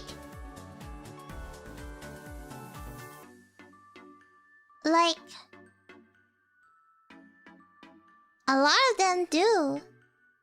Like Love Hina artists started by drawing Cardcaptor Sakura hentai.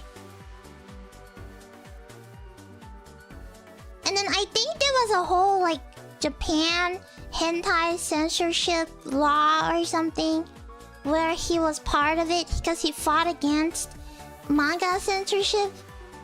Yeah, there was like a whole Like hentai war or something.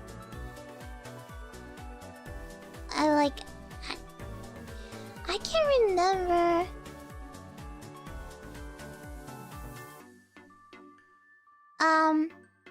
It was like a big thing where they have to self-impose rules for censorships. And I think he was part of it. Yeah. I'm not quite sure. I never really got into it. Never really read it. Yeah, and the Pokemon manga artist, the one that writes Pokemonster, the one that writes about Pikachu, he makes futanari hentais, but under a different pen name. He also draws like Dragon Ball hentais and like Sailor Moon hentais. Yeah, or like you know, Ghost in the Shell? You know, Appleseed? He started drawing hentai. Yeah. You know Haruhi Suzumiya?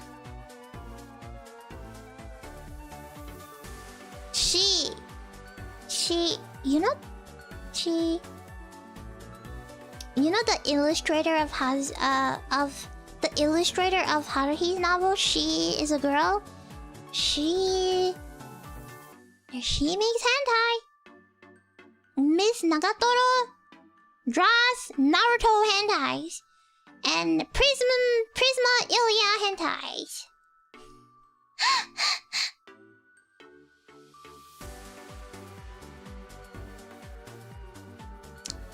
Now you know. Well, now you know. Yeah, it's just part of... Back then, it was a really like cutthroat environment for a lot of mangakas. You know you made it when a magazine picks your manga up, but shonen is very boring, and everybody draws shonen, so it's really hard for your mangas to get picked up, and you can't really earn money from it if nobody picks your stuff up. But the easiest way to earn money and the easiest way to learn how to draw is drawing body anatomies, which are hentais.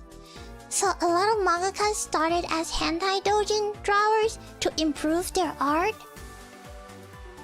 Cause drawing hentais force you to draw human anatomy in different positions, so you improve your art. And a lot of times they get traction, so they can make connection, they can booth at conventions, get connections, and then once they think they're okay, they will pay a service, or they will wipe themselves out, clean their track record, and then draw manga. Which is why sometimes I encounter a manga illustration and I cannot find that manga anywhere, but it looks really familiar to certain art styles. Sometimes you can find those stuff and you're like, but this is... But I can't find this in their discovery.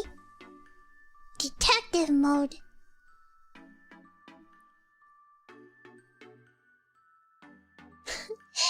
Yes, Dengeki Pikachu. Yeah. Heck of a way to practice poses. I mean, it's pretty smart if you think about it. It's pretty smart. You know, yeah, it feels like you're uncovering a mystery. Or sometimes when you go to Zero-chan or like Danboru and you notice this artist that you like, but then you can't find them. Like you can find their name, but you try Googling and you cannot find anything about them. Nothing. That means they most probably removed their identity. Very common. Very common. Yeah, and also because of that, a lot of stuffs are gone. A lot of fan arts even are gone because they wiped it off. So a lot of like fan artists, maybe they used to draw hentai, but then they just removed it. So nobody really knows. Or if they're under like a pen name, nobody really knows until you're detective mode and you stalk their art style. And then maybe you know. Are they worried about being black? Maybe they're worried about reputation. You know? Maybe. Who knows? Maybe. Yeah. Maybe. I don't know. Makes sense though. I mean, it does make a lot of sense. There's a lot of lost media. Yeah, usually they surface because people archive them.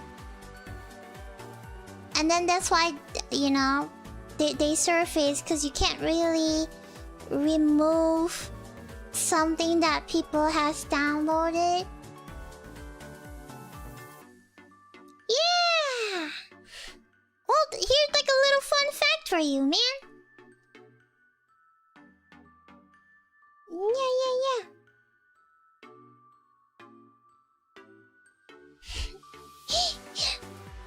Yeah! Yeah, a lot of authors, they would make like side gigs.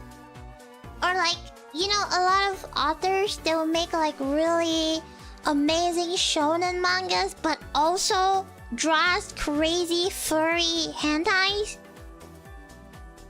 A lot of them do that. It's just a side gig or like a side hobby. And then sometimes their art styles are so distinct, you would never know.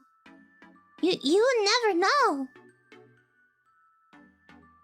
Yeah. Wow, you feel enlightened. You're welcome. I'm here to enlighten you.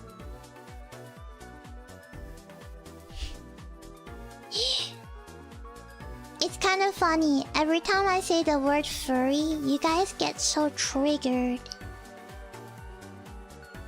You guys should really open your mind to a lot of things. You know, furries are cute. Japanese furries are very cute.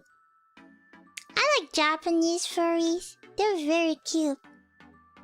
But you guys keep thinking about like Western furries, which are scary. And also because they all have a reputation. So you guys need to open your mind. Okay? You guys need to undamage yourself. I will not open my mind. Okay, stay close-minded then, uncle. Stay close-minded.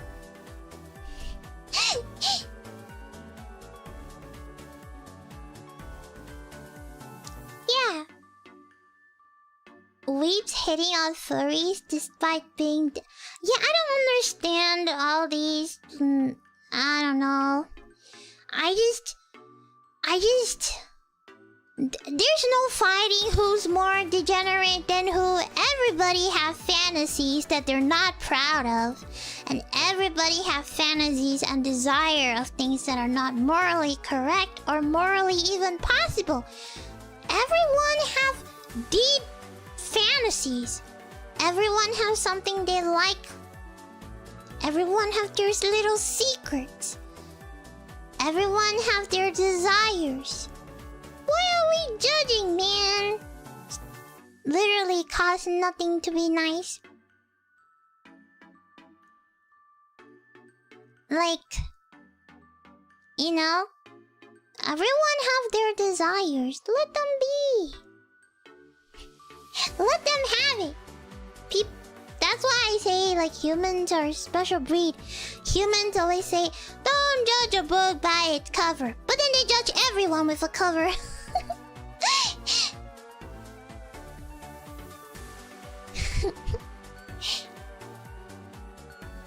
You know, let them like what they like. They're not hurting anybody. Unless they are, then okay.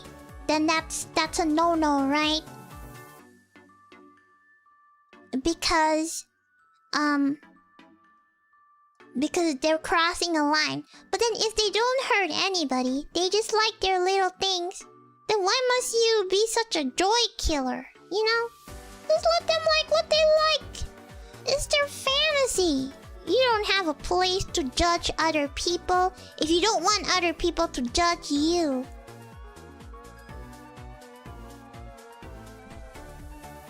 Yeah. I just feel like a lot of things that you like should be kept private, you know? The more you share what you like, the more you're opening to people judging you. And a lot of times when people judge you, they like to... It's projection, you know? A lot of times they're like, ew, that is disgusting, but actually they like it. But they just can't accept that they like it and they think it's unfair. That they think it's unfair because maybe somebody punished them for liking it, and they're like, how is it fair that you can be out here running and liking the same things that I like and nobody is punishing you, so I will punish you. So a lot of times they like that thing, but they can't accept the fact that you like it and get away with it. So now I'm gonna bully you because it's unfair. Because how can you get away with it? It's disgusting. It's horrible. How can you like something like this? It's horrible and it's disgusting. You shouldn't like stuff like this. You should be ashamed of yourself. A lot of times it's projection, man. They just, you know, they're just projecting.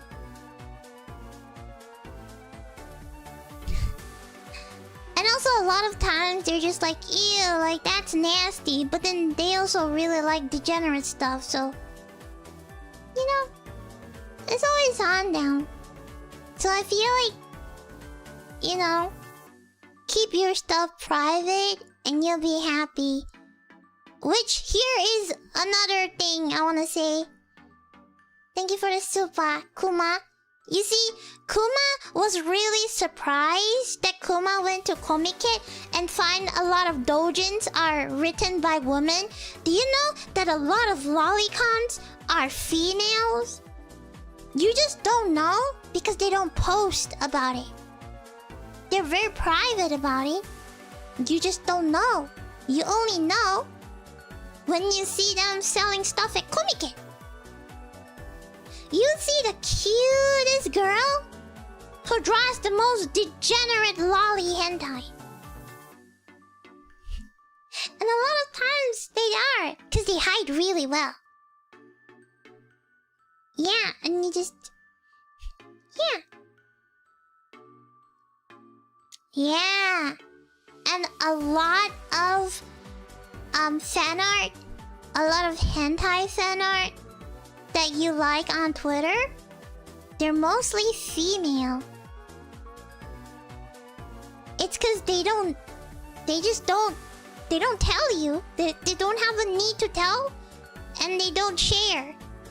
And they're very private about it. Yeah. So nobody would know. Nobody would know. Oh yeah, hand reader is female, by the way. Yeah, hand reader's a girl. If you didn't know. Well, now you know. Now you know. Not all of them are private about it. Majority are. Majority are. You got a question for me. Have you watched Overlord anime? I wouldn't be a weep if I haven't watched. Do you even know me? Do you know my mascot? It's called Hororobon Bukubuku Chama Chama. The Darkness. Bukubuku Chama Chama. Bukubuku Chakama. Bukubuku Chagama. Yeah. Real. Balls, no balls.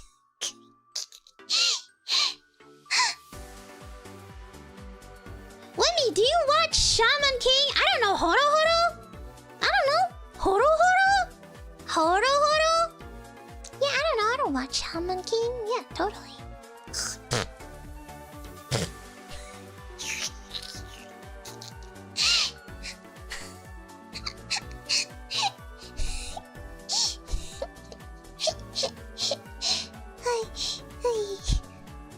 What is a pen name? God, if I can draw, I would want to be a hentai artist. But I can't draw. So, unfortunately, that is not my pathway.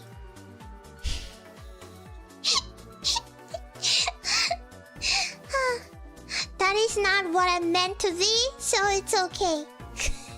But if I could draw, if I could.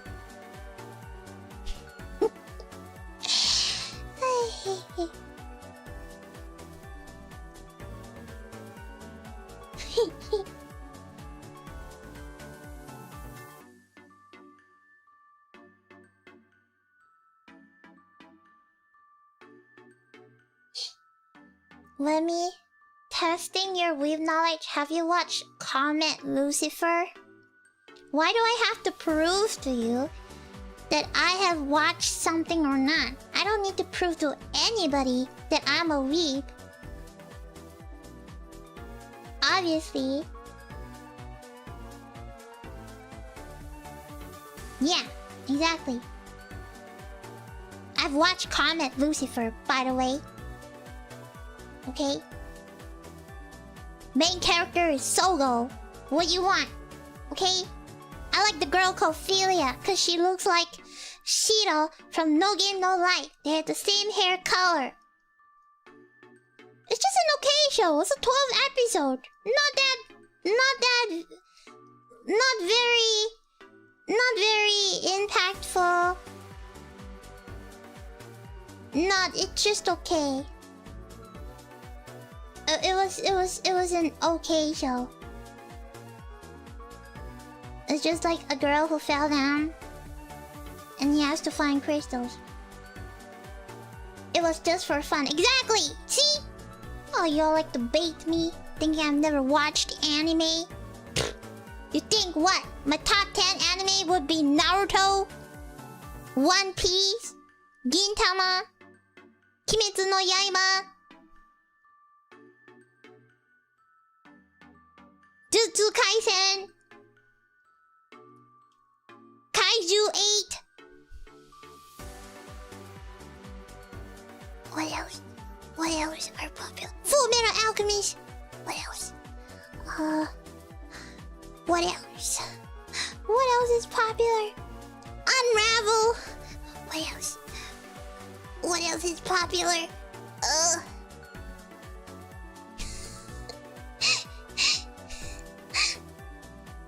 What is one of my favorite anime? Mondaiji. I like Mondaiji. Mondaiji is one of my favorite animes. Yeah, you don't know what that is? You're not weeb enough? Yeah. Yeah, I have a whole novel set of it. Yeah. Oh yeah, Attack on Goku Dolls. You know, you can like an anime, but it don't have to be your favorite. I like Goku Dolls, but it's not so much it's my favorite, but I like it. I would recommend you to watch the live action of Goku Dolls, because the live action of Goku Dolls is really good. Like real Yakuza men dressing up as girls. And my favorite is this poor Yakuza that keeps getting sent to Thailand to do plastic surgery because he keeps angering the boss. That's a good one. That's a funny one. I like Detroit Metal City. It was great. I love the live action one too. Great show. I remember the song. Amai, amai, amai, amai. Koibito. Da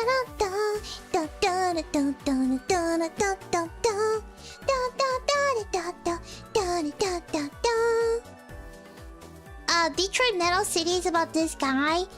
He is an artist and he likes to write music, and he wished to become a romance song writer singer one day. But then his side gig is a death metalist in a band, and he sings the most absurd things about dying and R-word. He has a rap of him spamming the R-word.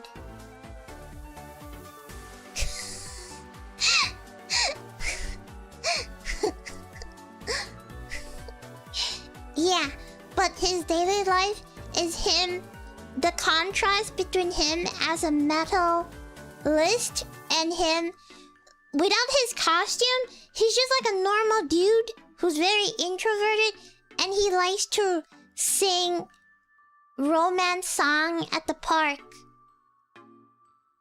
And he wishes to quit, so one day he could just sing songs about love. Arigato member Sleepy. Do you watch crazy anime like Mawaru Penguin Drum? I do. Psychological anime, you mean? I like it a lot. Mawaru Penguin Drum is one of my favorite mystery / Easter egg kind of a show. A little psychological kind of a show. Yeah. Yeah, psychological. It's a bit like Tsuritama. It started off good, and then it get messed up at the end. Like it hits you, cause you didn't expect this.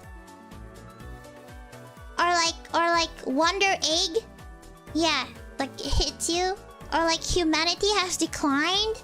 Like it started off nice, and then halfway you're like, I did not know this show was horror. What are you currently watching? I'm currently watching the new season, man. Many good shows. Will we talk about the new season of anime? I will, because I'm watching it, I'm catching up. I haven't been watching a lot of anime because I've been having a lot of trouble with my health. Like, I can't really sleep at night because my heart rate is pumping all the time. And I don't really have the mood to watch anime because all I can hear is my heartbeat. And I feel very restless. So it just made me like, not want to do anything. So I didn't watch anime for a bit. Because I couldn't sit still. I need to constantly move. I don't know. There's something wrong with me. But I'll get it checked, don't worry about it. Yeah. So I didn't really watch anime. Like, I couldn't have the attention span to watch newer stuff, so I've been rewatching older animes. Like, I've been going through older stuff, and it was pretty nice. I just finished rewatching Princess Principal.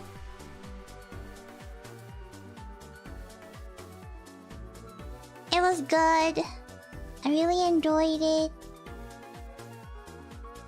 And then I was rewatching a lot of I don't know, I was really into like rewatching also. I rewatched Gosek, and then I rewatched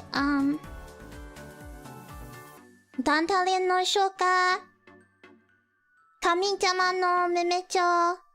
I just finished that one. And then now I am rewatching Ungo. I was like really into my detective. So I'm currently watching Ungo. Like rewatching it because I watched it already, so I'm rewatching it. Oh, and then I just finished watching Erased. Rewatching Erased. Holy crap! You know, like the first time I watched Erased, I was so mind-boggled by the ending. I was not expecting the ending. You know how I have a lot of deduction skills, right? I always like to spoil myself. I could not guess that ending. So when it hit me, I was so shocked. I would pay money just to watch it again without knowing the ending. Oh, to be able to watch Erased like all over again. Like crazy. And then I rewatched it, but then I know who's the killer, so it's like it's not as nice because I know now. Like the shock factor wasn't there, cause the entire time I'm like, I know who killed you. Yeah. And then it became really obvious the clues that they said of the killer. It's like, but like, the first time I watched was so good. Too much caffeine? I'm actually immune to caffeine. I have no effect. Caffeine has no effect on me. I'm just immune to caffeine. It's a proven track by doctors. I got it tested. I'm literally immune to caffeine. Does nothing for me. Before you come and say, no, Remy, you just haven't drink. I got it checked by the doctors. Yes. It does nothing for me. Did it ever affect you? No. Maybe I'm too hyperactive, so it cancels out. It cancels out the hyperactivity in me, so I'm just like, nothing. I just like to drink coffee because of the taste. Not really for the caffeine. I mean, it doesn't affect me, so me drinking it, nothing. What does adrenaline would do to you? I once chugged a Red Bull and I fell asleep. So, I don't know. Adrenaline rush? I get that all the time. I don't need to do anyways. I don't need to do anything.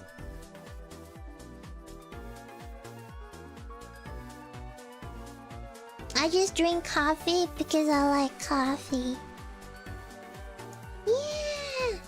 I was just thinking of investing in an expensive coffee dripper. Yeah, because I like to drink coffee. I was thinking of that, but I don't know. I was just looking around. See. But I also don't enjoy drinking energy drinks. They don't give me energy.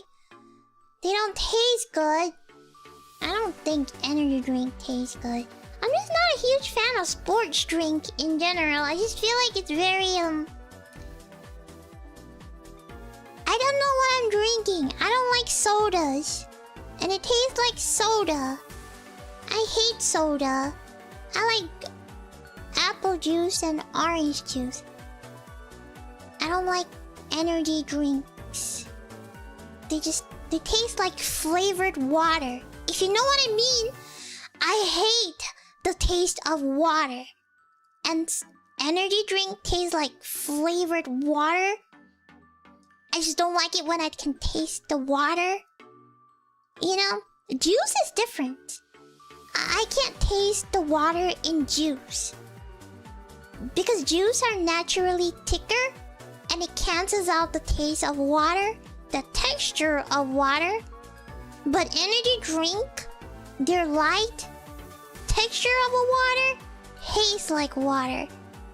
I don't like the taste of water, so I don't like it. I mean, do you like cold brew coffee? Ooh, I do. I like cold brewing coffee. It's when I do it when I'm lazy. But I also like a hot cup of coffee too. Really depends.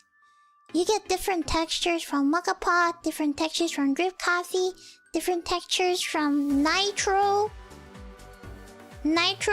cold brew. Yeah, all very different.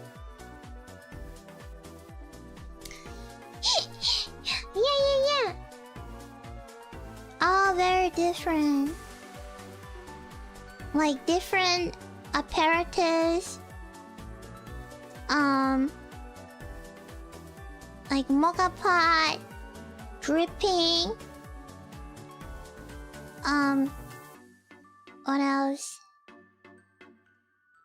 Hot brew, cold brew. Like it's a like for example, if you do cold brew, meaning you put the coffee in water and soak it overnight in the fridge, you end up something that is sweeter and smoother and less sour, because cold extraction don't extract sourness. And then if you want something more bitter, then you gotta hot pressure it, so you need a mocha pot. If you want something that's medium, not very strong in taste, you just do drip, cause drip is more balanced, cause the heat is medium. But like mocha pot is steam pressure. And also, the hotter the water, the sour your coffee is. So yeah.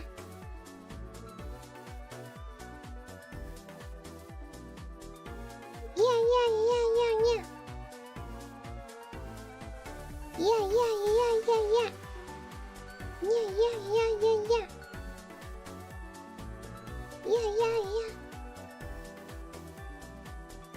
Does cold brew extract more or less caffeine? More caffeine.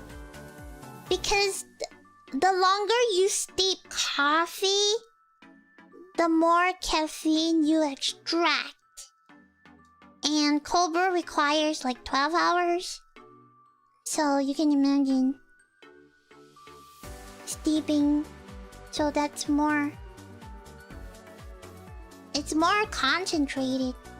Yeah. You're such a coffee expert. Of course! I'm in a coffee company!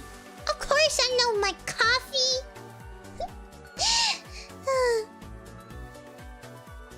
Of course I have knowledge in coffee. I'm from a coffee company! What do you expect?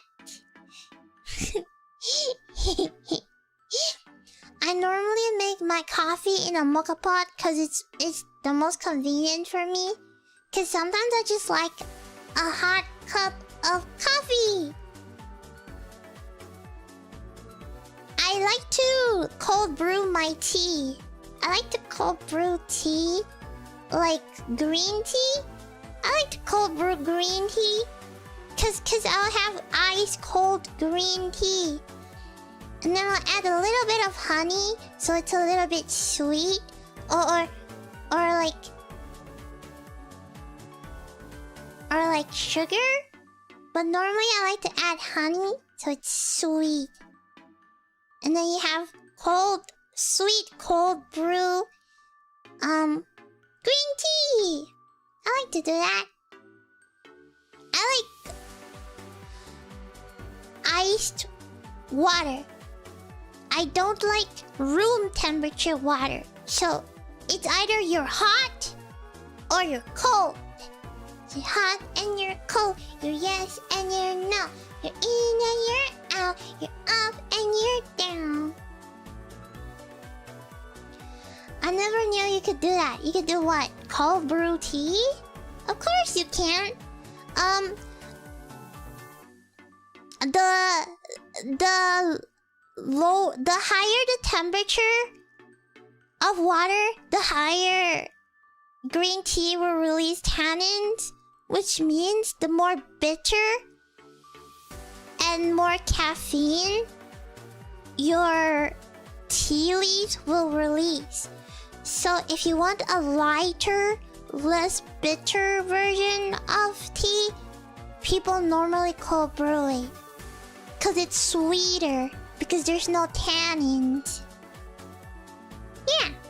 So it's less bitter, more smoother, easier to drink, more refreshing.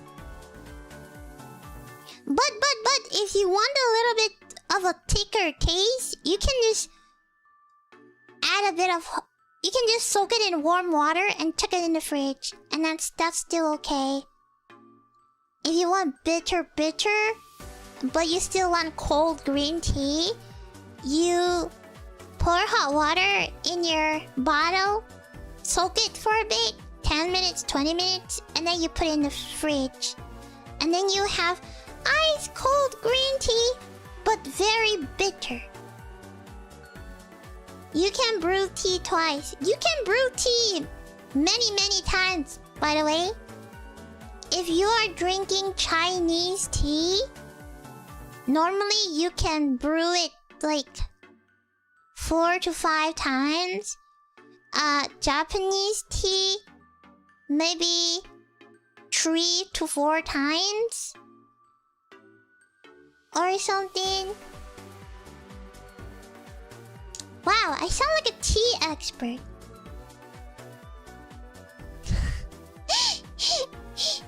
I don't really drink tea a lot. I just like ice cold green tea. Not a tea connoisseur, but I like to read about it. When I'm bored, I just read about it. Cause it's fun to read. That's why I know a lot. Cause it's fun to read.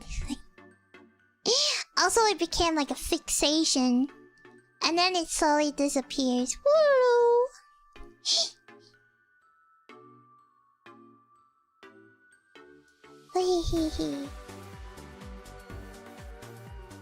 Expensive Chinese teas. Wow, those can get really expensive. I don't know. I normally just drink juice. But sometimes I like to drink tea. Cause I'm trying to get my water intake up. But drinking plain water is torture. So I drink green tea instead. Cause it still gives me water. And it's healthy. I just needed to do whatever it takes to increase my water intake. I could go a day without drinking a drop of water, which is not very good. Because I'm always severely dehydrated because I wouldn't drink any water at all.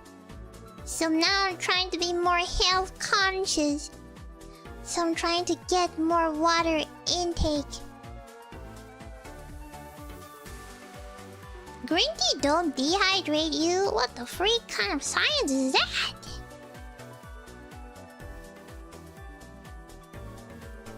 Do you still drink a lot of milk? I do! I do still drink milk. What do you think of yerba mate? What is yerba mate? Is that like... I don't know. I don't drink energy drinks, so you can't ask me that. Because I have no idea. The only energy drink I know is Gatorade and Monster, I think. Is Mountain Dew also counted? I have no idea. I don't drink energy drink. Yerba mate is a grass juice. What? Ew! No way!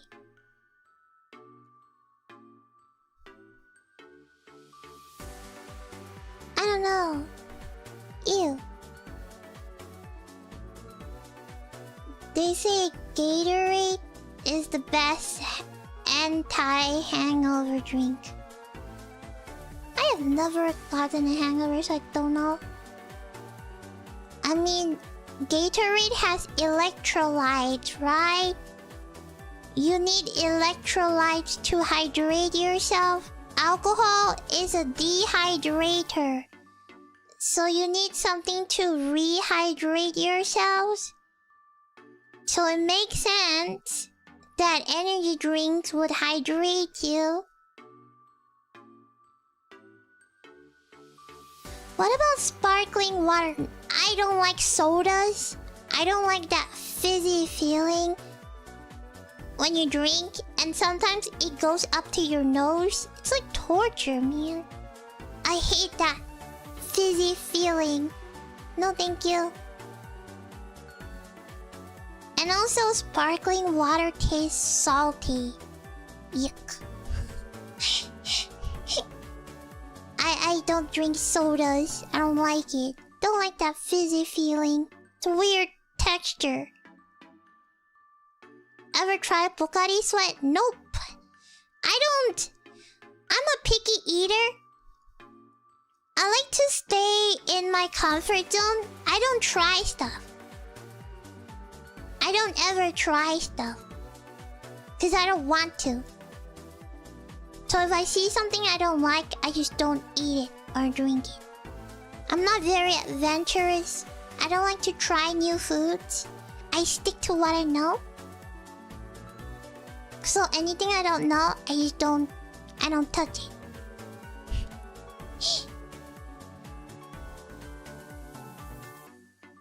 There was a cola drink that wasn't... I don't like the taste of cola. I've had it one time. I don't like drinks that are super sweet. You know? There's... I don't know. I just think sodas are so sweet. It's like flavored water. At the end of the day, they just taste like flavored water. And I don't like the taste of flavored water. I prefer juice. So I refuse to drink sodas. But how do you know if you like it or not if you never tried? Well, I don't want to risk it, so I'm okay with that. I'm okay with not knowing if I like it or not. I'm okay. I'm not adventurous. I don't want to try. I don't care if I will like it or not. I'm not missing out. Yeah.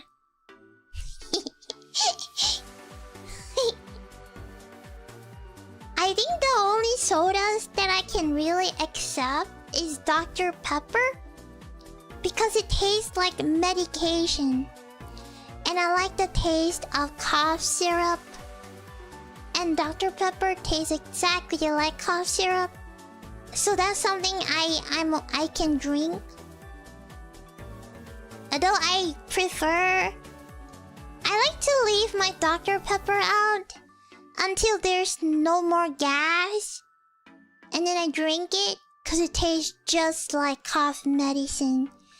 And I love the taste of cough medicine.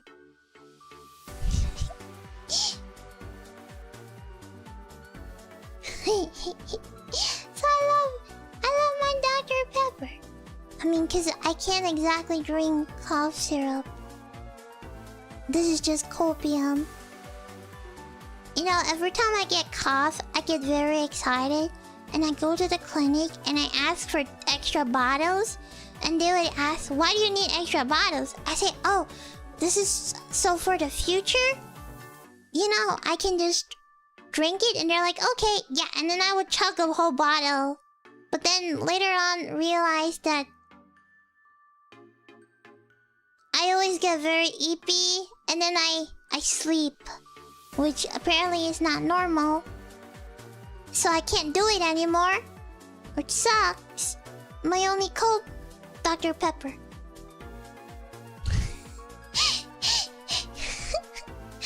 My only cope is... You know what I really like? When you have fever, they will give you this pink color drink. For fever medication. It's sweet, but a little bit bitter, and it tastes chalky. Like a liquid chalk. It's so good. It's pink, but you only get it when you have fever. Oh my god. You know, back then, the instructions tell you like 30 ml. I go by gulps. 30 ml means 3 gulps. So I just gulp, gulp, gulp. That's 3 gulps.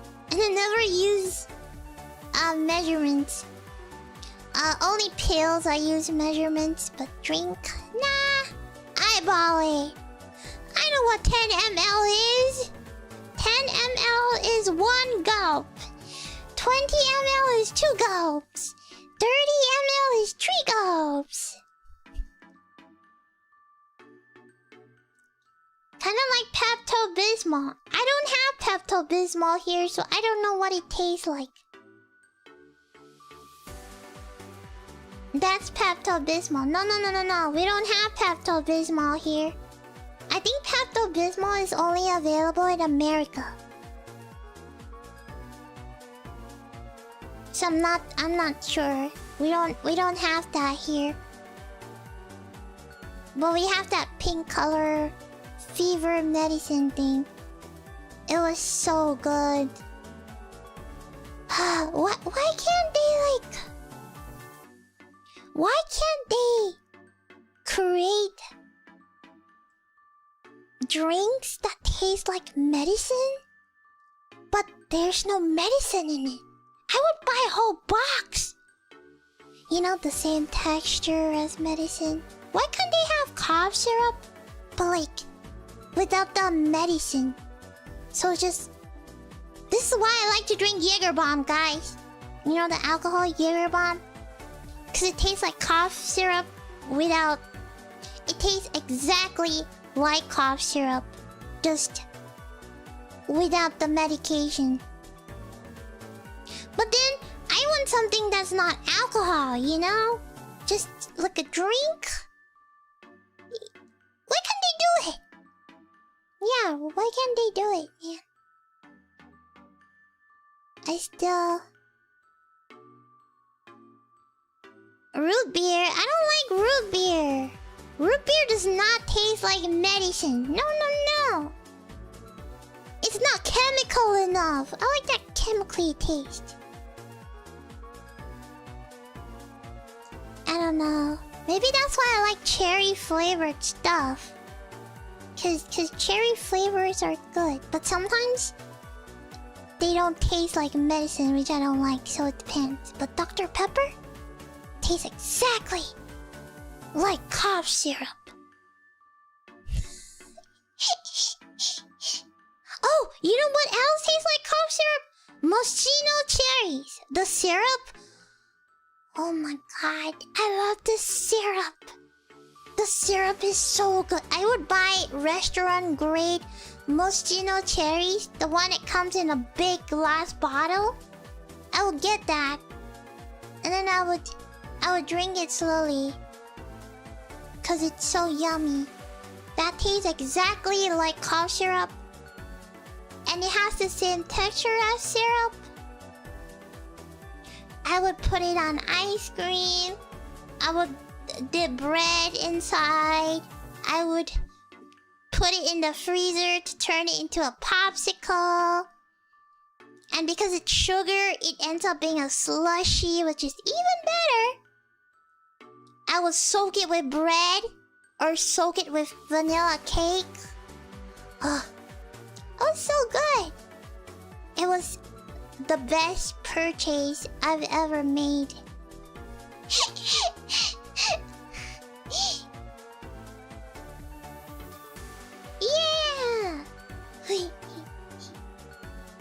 Yeah! Yeah. Well, I stopped doing it though. Not good for health. I don't want to get diabetes.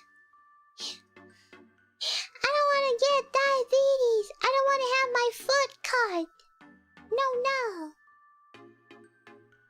But yeah, that's just...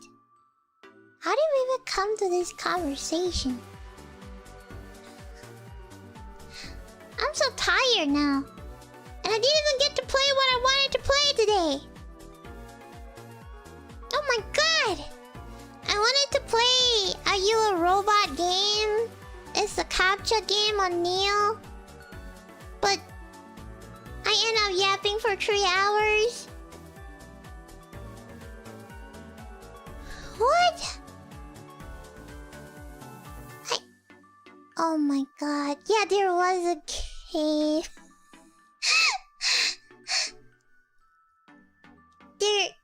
There was a game.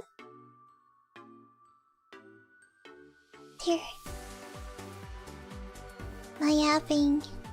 Oh my god. But I'm so eepy now. I don't think I have the mental capacity to play. I've been having a little bit of a heart problem recently. I'm just trying to figure it out, but it's been making me really exhausted at times. So my stamina isn't that great. And also I've been in the recording mines for some stuff. And it takes a lot of my stamina too. There's a game!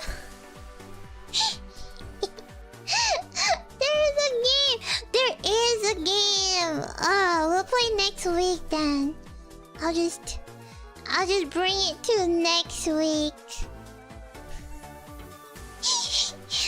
Oh my god, we yapped for 3 hours! That was not meant to happen!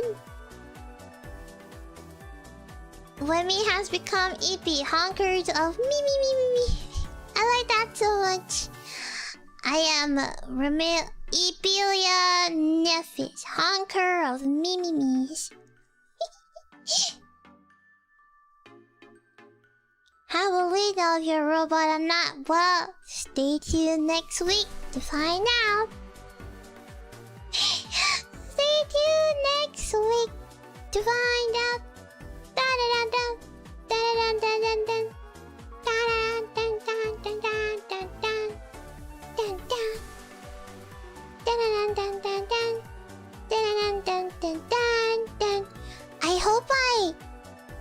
I hope I can continue my dream last night. Last night I had a dream that the whole world was pudding and you were there with me. And the road was made out of hard pudding. It looked like pudding, but it felt hard enough to walk. And it's smooth. So it's not sticky at all. It's smooth. And then the sky is made out of pudding. And the clouds were just massive blue puddings. And everybody's houses was caramel pudding with different toppings on top. And then we were just lying on the ground and I kept touching the floor saying, oh my god, it's pudding! I wonder if anybody eaten it, but then there's apparently a law that if you were caught eating the pudding on the floor, you would be jailed in pudding prison. So that's why nobody has had it. Oh, and there are pudding trees that has pudding fruit. And then I woke up. I keep getting woken. I keep getting like I keep waking up because I keep getting jump scared by my own heart because sometimes it beats so fast that I just whoop. And then I didn't manage to eat any of the pudding. So I hope I can continue that dream again. I'm gonna manifest that pudding inside my head. And I'm gonna keep thinking about that pudding. And I'm gonna fall asleep thinking about the pudding. Yeah!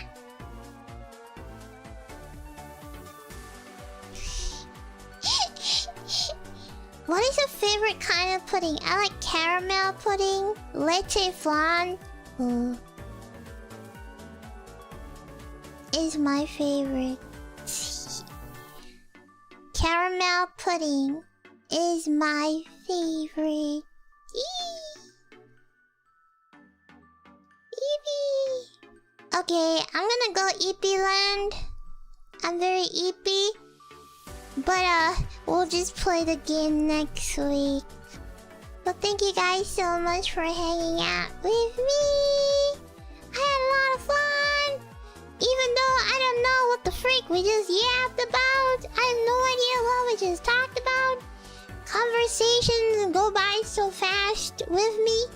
They just keep going and going and going. Welcome to the insides of my hyperactive mind.